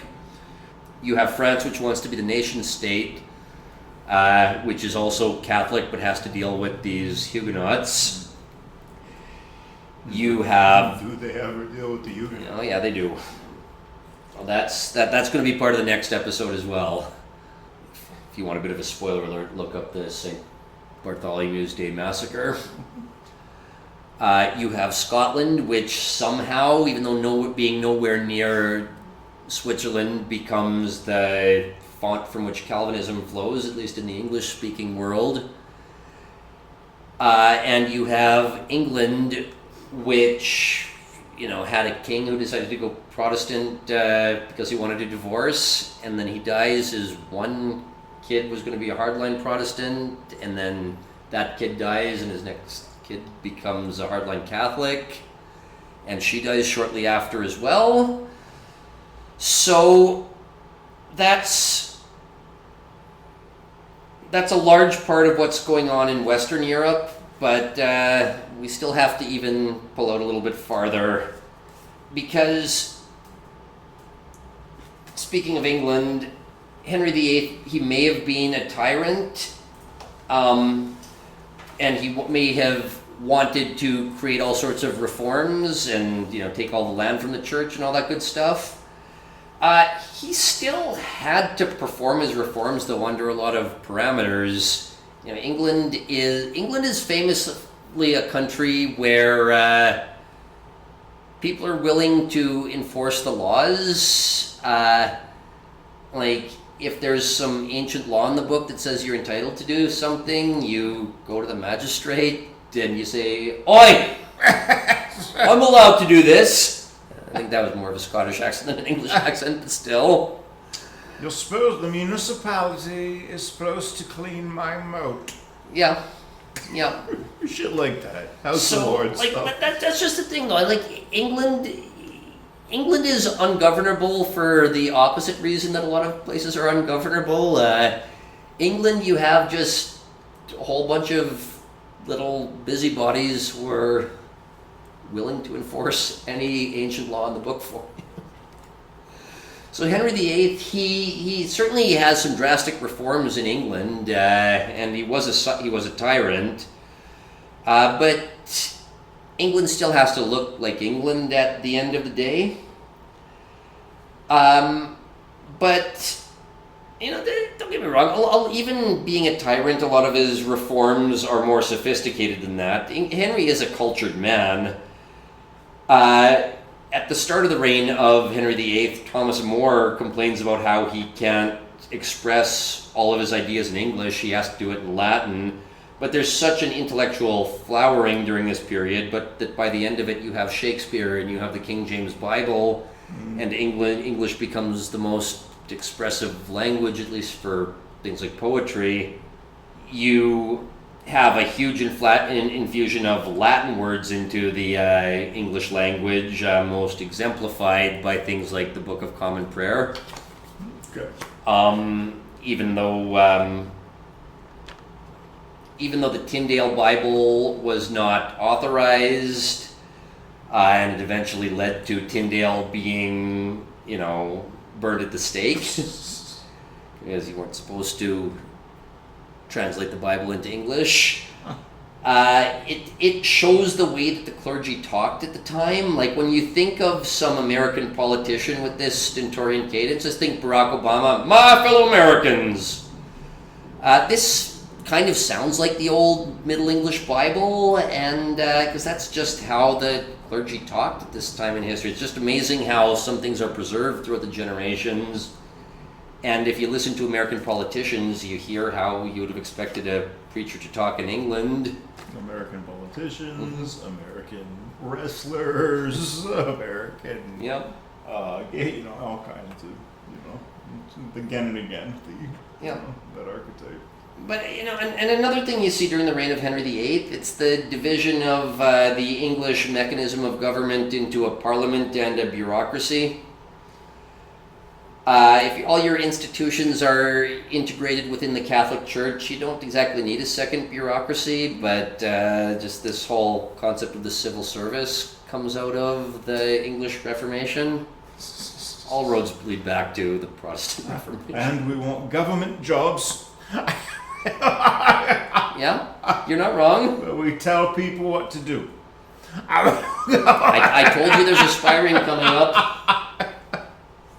I get this idea of like English freedom, the country that the rights of an Englishman are, given more latitude than other countries throughout Europe, only if you're Protestant. Yep. But if you want to contrast to these changes that Henry VIII puts in place in England, you have to go to the opposite end of Europe, where you have Henry VIII's, mirror foil, the first man to have the title Tsar instead of Crown Prince, a man named Ivan the Terrible. Oh. He sounds nice. Ivan the Terrible's a name that I've heard, but I don't think anybody knows when in history he was. He could have been like somebody thousands of years ago. He could be somebody just before the Tsar got thrown off by the communists. No, this is the period. He's the first Tsar of Russia, and it's during the Reformation. And it's actually weird how similar Henry VIII and Ivan the Terrible are. Like, they're both musicians, they're both good writers, they both get tired of their first wives and decide to reform the whole country's religion so that they can get divorced. Ivan has 8 wives, Henry only has 6, so Ivan does him do better on that one. But again, whereas Henry has to work around an established nation and an established system in England, on an island where a lot of things are determined by geography. Like, try running an English nation, try running an island nation without having to build a navy. Yep. It just doesn't work. That makes no sense. What are the geographic features of Russia? It's cold Yeah, It's you big. well you go and flat. you go east of Russia. You go east of Warsaw. You have the steppes. Now, unlike an island like England, where there's nice natural borders, are there any natural borders on the steppes? It's like Belgium. No, there aren't. What is a steppe? A steppe is Saskatchewan. It's North Dakota.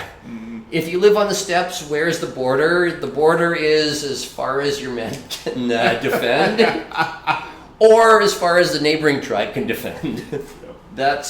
There's no like natural frontiers on the middle of a big prairie. Oh, you know what there are? Fucking Mongolians. Yes, I mean, well, again about the timelines. The Mongols were not kicked out that long before this. Genghis Khan was like the 14th century, or at least I think the descendants of Genghis Khan were the 14th century. Really wasn't that long before Ivan the Terrible that it was just Mongol hordes and other people walking through the steppes. Yep. So, like I All said, of history's baddest dudes just rolling over these farmers. well, again, this is a guy who needed to have the moniker the Terrible Yep. to establish essentially the Russian, what is now the proto-Russian nation. This isn't California. This is a Slavic country. So you earn that title. Yeah. Usually, if you're horrible, they call you like the Great. Yeah. You- So, again, what separates two tribes from each other on the steppes? Vast distances, and hopefully several other crazy tribes between you and your enemies who they have to get through before they reach you. Yep. But natural borders, no. And, like you said, I mean, when Genghis Khan or Attila the Hun or Vladimir Putin decides to send in waves of expendable peasants, By the thousands. you'd better hope that you have a bunch of peasants of your own to deal with. Yep. And like I said, the Mongol hordes weren't that long in the past. They were kicked out by the Lithuanians only 100 years earlier. Jesus Christ. Like, if we're just talking about the map of Europe at the time, there's the Polish-Lithuanian Empire in there. I don't know if it's a Polish-Lithuanian Empire or the Polish-Lithuanian Kingdom. It's a pretty big blotch on the east side of the European continent. They're not that culturally important, other than the fact that they were the ones who kicked out the Mongols. So, Polish people, they have a bit of a inferiority complex for some reason. Like, Polish jokes get told about them. No, you guys were more savage than the Mongols. Yeah. Congratulations. Yeah, so again, the Mongols were kicked out by the Lithuanians and to a lesser extent Ivan the Great, who was the grandfather of Ivan the Terrible. And like you said, he was known as the Great, I'm sure. I'm sure we'd call him terrible in the English-speaking world. Oh, yeah. But again, so Ivan, he has fresh clay to mold with, taking over the steppes where there's really nothing established. Henry has to come up with parallel government and parallel religious institutions. Ivan the Terrible, on the other hand, he always seems to come up with the exact same solution whenever he wants a reform. We tell Gopnik what to do, and if Gopnik say no, we kill Gopnik. Which is, very, very directly related to the way Russia runs today. Yeah, you're not, this is not a fertile groundwork for a civil society. My Eastern European grandparents just considered it a law of nature that if you challenged or criticized people in authority, you died. Yeah. Just like all of our, the rights we take for granted really come out of the Protestant Reformation. I guess Russia didn't go Protestant, but it still came out of this period of religious reform. Yep. And like I said, this is when St. Basil's Cathedral is built. This is when the Kremlin expands into an autocratic structure. That's the Tetris thing. Yeah. Anyway, Yeah. you ever played Tetris? Well, it's the thing that looks like a cake, almost. But yeah, just like Britain ends up with all of these rights that we take for granted, this is when Russia says we are being autocratic, and there's no second guessing about it. In Britain, this is when they start demanding rights. In Russia, this is the exact opposite. Basically, that's the point I'm trying to get across. That's exactly the point I'm trying to get across. So yeah, like I said, John going back to Scotland, John Knox's reforms, they're somewhere in the middle. Scotland is enough of a backwater that there is enough clay to mold, but there's also too much history and tradition for the Scots to ever accept a Russian Tsar. Mm-hmm. Yeah, so again, whereas Henry had a system that he had to work within, and Ivan got to start completely from scratch.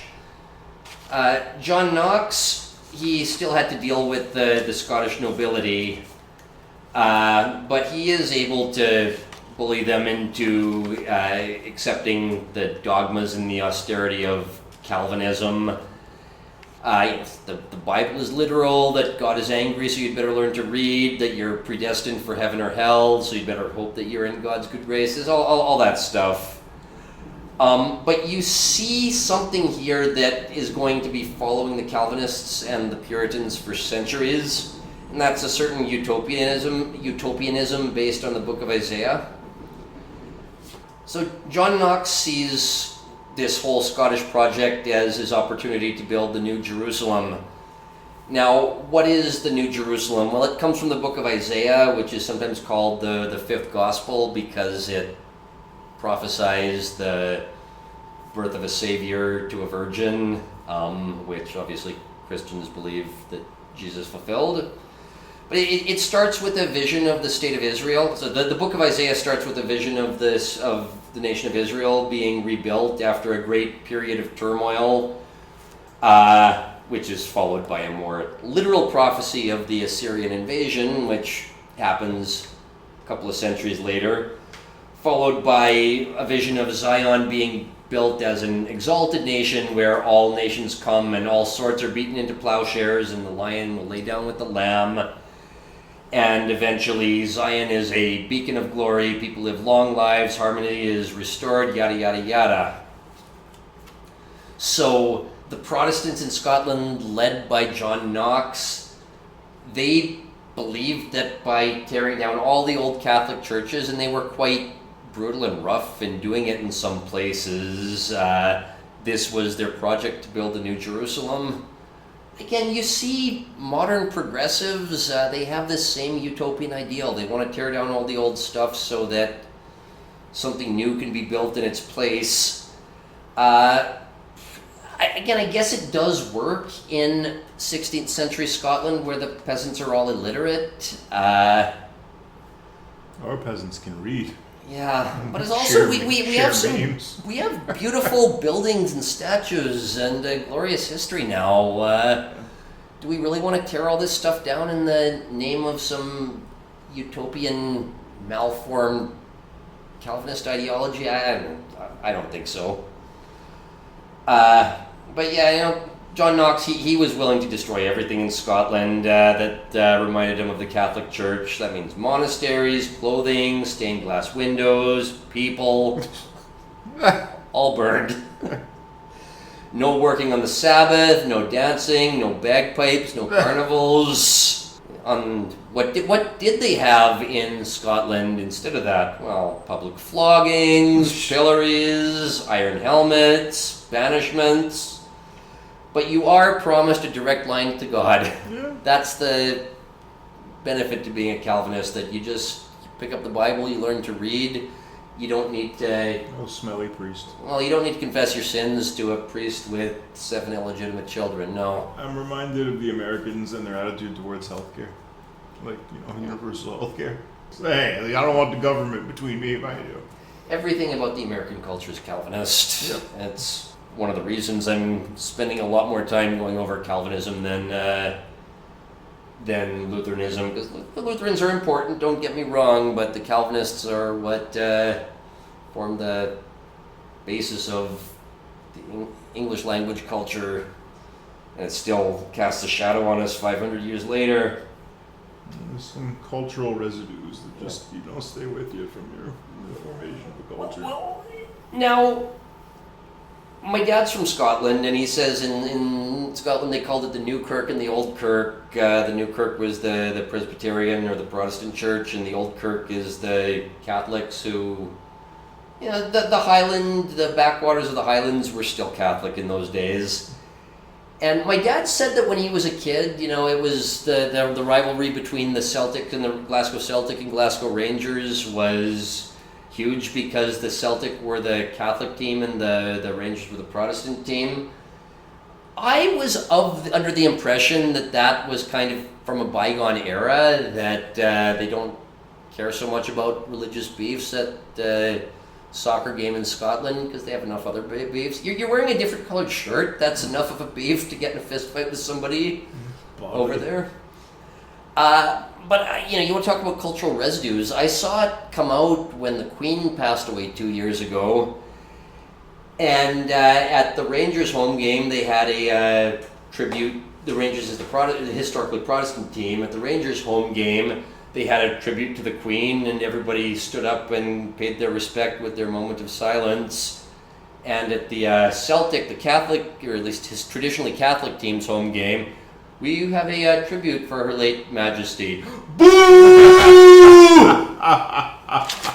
So amazing what sticks around. Yeah. But it's not just the religion, though. It's not just a way of running a church. It's the way of running a state as well. This is what Calvin foresaw, even though Calvin in Switzerland wasn't able to do it himself. John Knox wants to overthrow the secular aspects of the state too, and replace it with a network of self-governing Presbyterian churches. Like I said, Mary Queen of Scots has just returned to Scotland at this point. She's Catholic, the country's Protestant. She needs to be in John Knox's good graces, but John Knox isn't going to take any of her Catholic shit. At one point, they force Mary Queen of Scots to abdicate in favor of her infant son James, who is going to later become the King of England, so that they can raise him as a Presbyterian. Like I was saying earlier about this kind of perceived catfight between Queen Elizabeth and Mary Queen of Scots, when two royal women have a fight, who wins? The one who has an heir. Mary's going to win that one by default. Anyways, that's in the next episode. Like I said, after some of these battles, Mary decides to press her luck. She flees to England under suspicion of being involved in the murder of her husband. But the important part of that story is that she ends up in England, and James, her young son, is raised to believe that, quote, the lowest and meekest of men have the right to resist tyranny, including if a king tells you to do something that violates your conscience, you have the right to kill the king.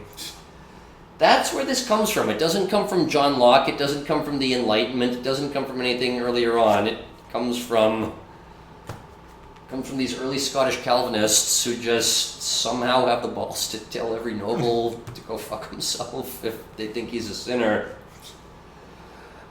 But humans being humans, John Knox is able to keep this system in place while he's alive. But why do you think I'm qualifying it that way? Because shortly after John Knox dies, this brilliant New Jerusalem with a network of churches that govern themselves, that just devolves into 20 years of anarchy. Jesus.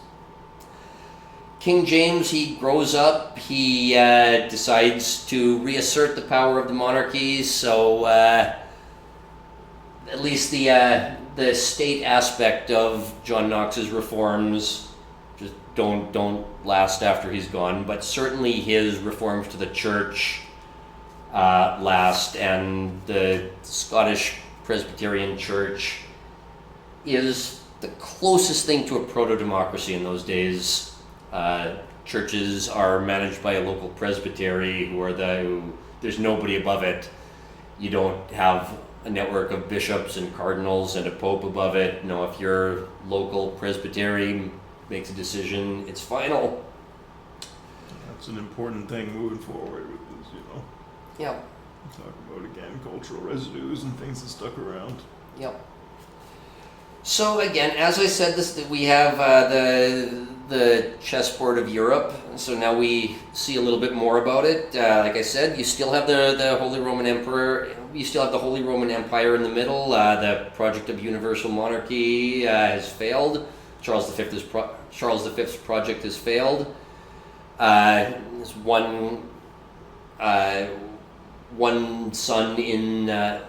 He gives half of his possessions to his one son Philip in Spain. That includes Spain, the Netherlands, Naples, and the New World. He married Bloody Mary, but she died, and he still has his eyes on England. France is a Catholic nation state. Poland, Lithuania is not that important, but they did kick out the Mongols, so yay Polacks. And Russia has decided to finally come up with a system of telling the Gopniks what to do, no questions about it. There are a couple of other proto-nation states like Sweden that follow France's model that are going to have a national identity, Sweden for the Swedes. France for the French, and also England for the English. That's another one of Henry VIII's legacies.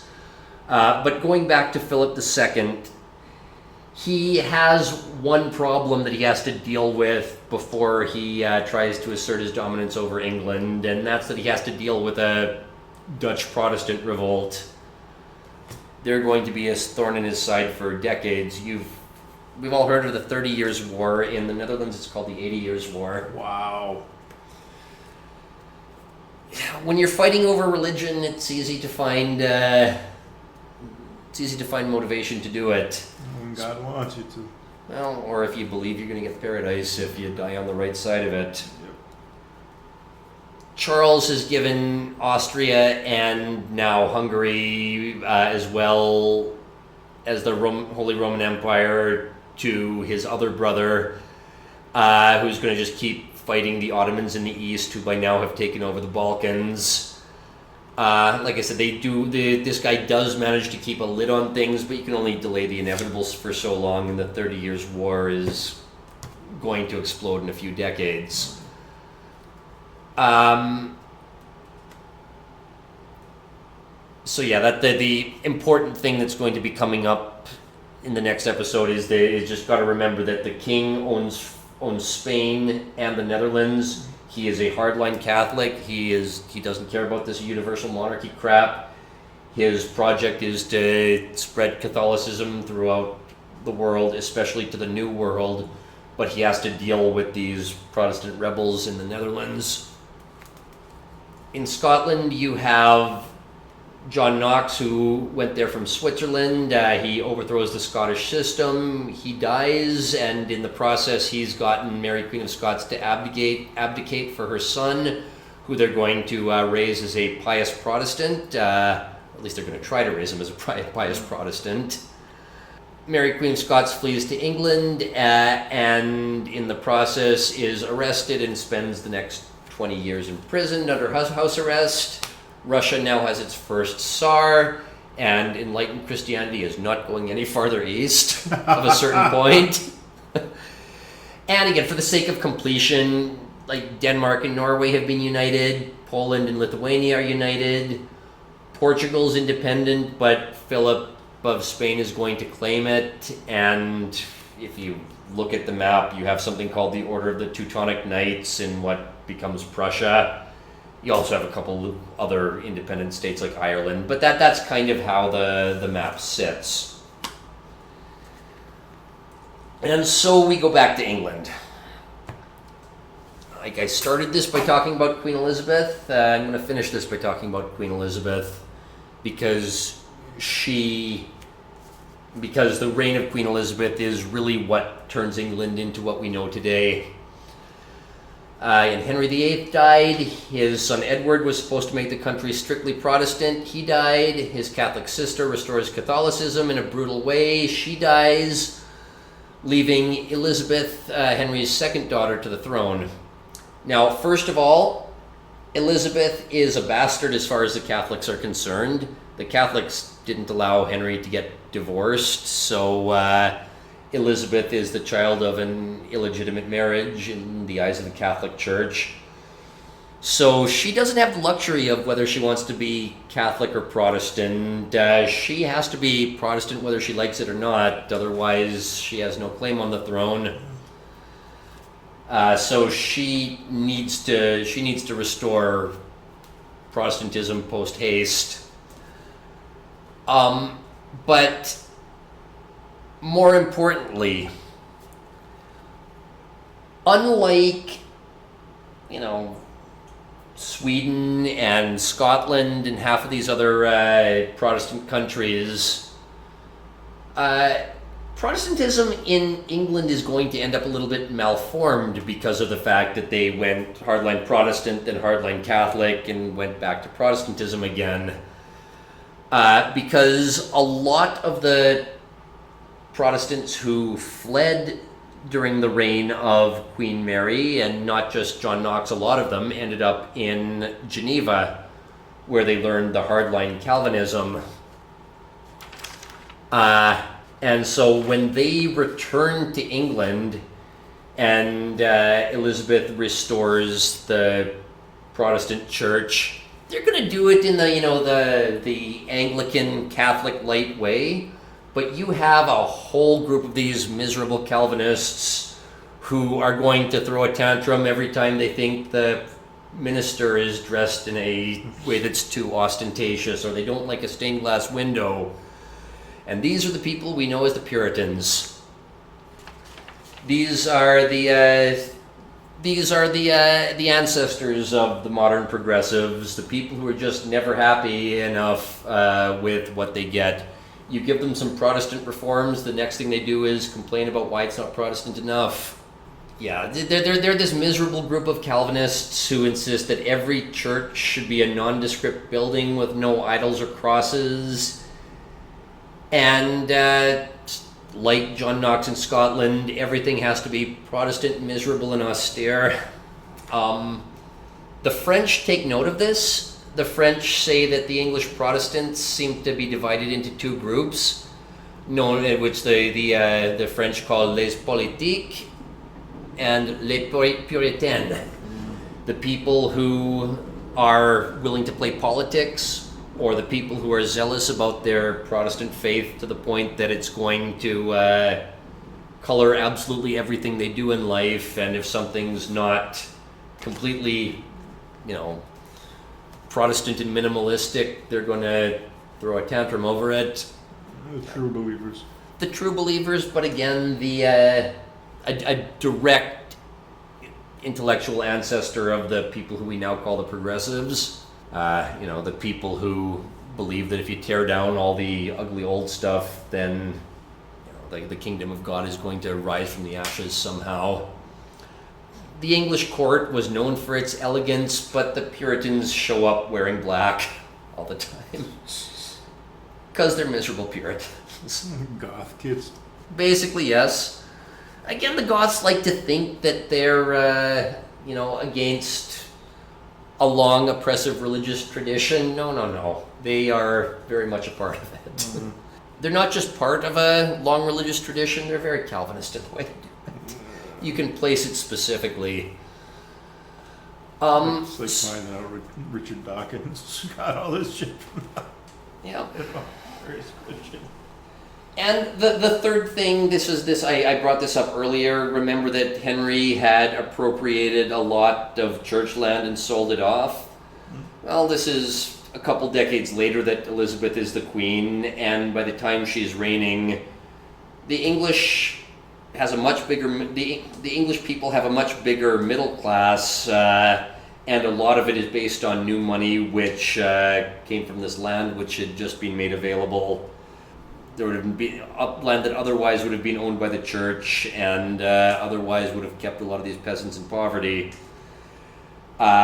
Elizabeth, one thing that really makes her reign, revolutionary, or makes her reign arguably the first modern English reign, is that a lot of her advisors were this new money. They were people who, they were born into some money, but they weren't, nobles who parents and grandparents and great-grandparents for 8 generations had been serving the monarchy. And marrying their cousins. Yes. Yeah. No, the Queen's top advisor was a man named William Cecil. He was a commoner. Francis Walsingham, the guy who our next episode is going to be about, the head of the Elizabethan spy rings, he was a commoner and a Puritan as well. In fact, he was one of these people who fled during the reign of Queen Mary, ended up in Switzerland, and came back as one of these emo kids. He was literally part of the first generation of Puritans, and arguably he was the most successful of the first generation. So that's one of the reasons I want to talk about his story in the next episode, is because his story makes a pretty good origin story of these people who seem to keep popping up throughout the history of the English-speaking world for the last 500 years. Of course, this guy, he's English, he's not Scottish, he's not John Knox. He's not going to be stupid or arrogant or call the Queen the biggest whore in Scotland, but he does have the balls to tell the Queen some things to her face in a brutally honest way, which les politiques probably wouldn't. So, yeah, I think I'm just going to wrap this up here. This is a good teaser for the next episode. This is a guy who, and even though he's a Puritan, he's a really interesting figure because he's a guy who makes all sorts of friends. He's not going to be some miserable guy who polices your clothing. He's a guy who makes friends with Catholics and makes friends with a bunch of lowlifes and gets a huge informant network all over the continent. But at the end of the day, he's a guy who wants to do all this stuff for the Protestant project, and it culminates in a 20-year game of cat and mouse with Mary, Queen of Scots, who fled Scotland, fled into England, is put under house arrest, but she is Catholic and she still has somewhat of a claim on the English throne, and Elizabeth doesn't have any heirs, so if Elizabeth dies, England could end up with another Catholic queen, and the Protestants don't want that. So Francis Walsingham, the head of the English spy ring, one of his goals in life is to frame Mary, Queen of Scots for something so that he can send her to the scaffold and get her out of the picture, and that's exactly what he does. Guess we'll leave it there because this has gone on for long enough, but to be continued. That's what we're going to talk about in our next episode. All right, you know the drill. Like and subscribe on YouTube or wherever you get your podcasts. Support us at kofi.com/Radio Free History or at subscribestar.com/radio-free-history.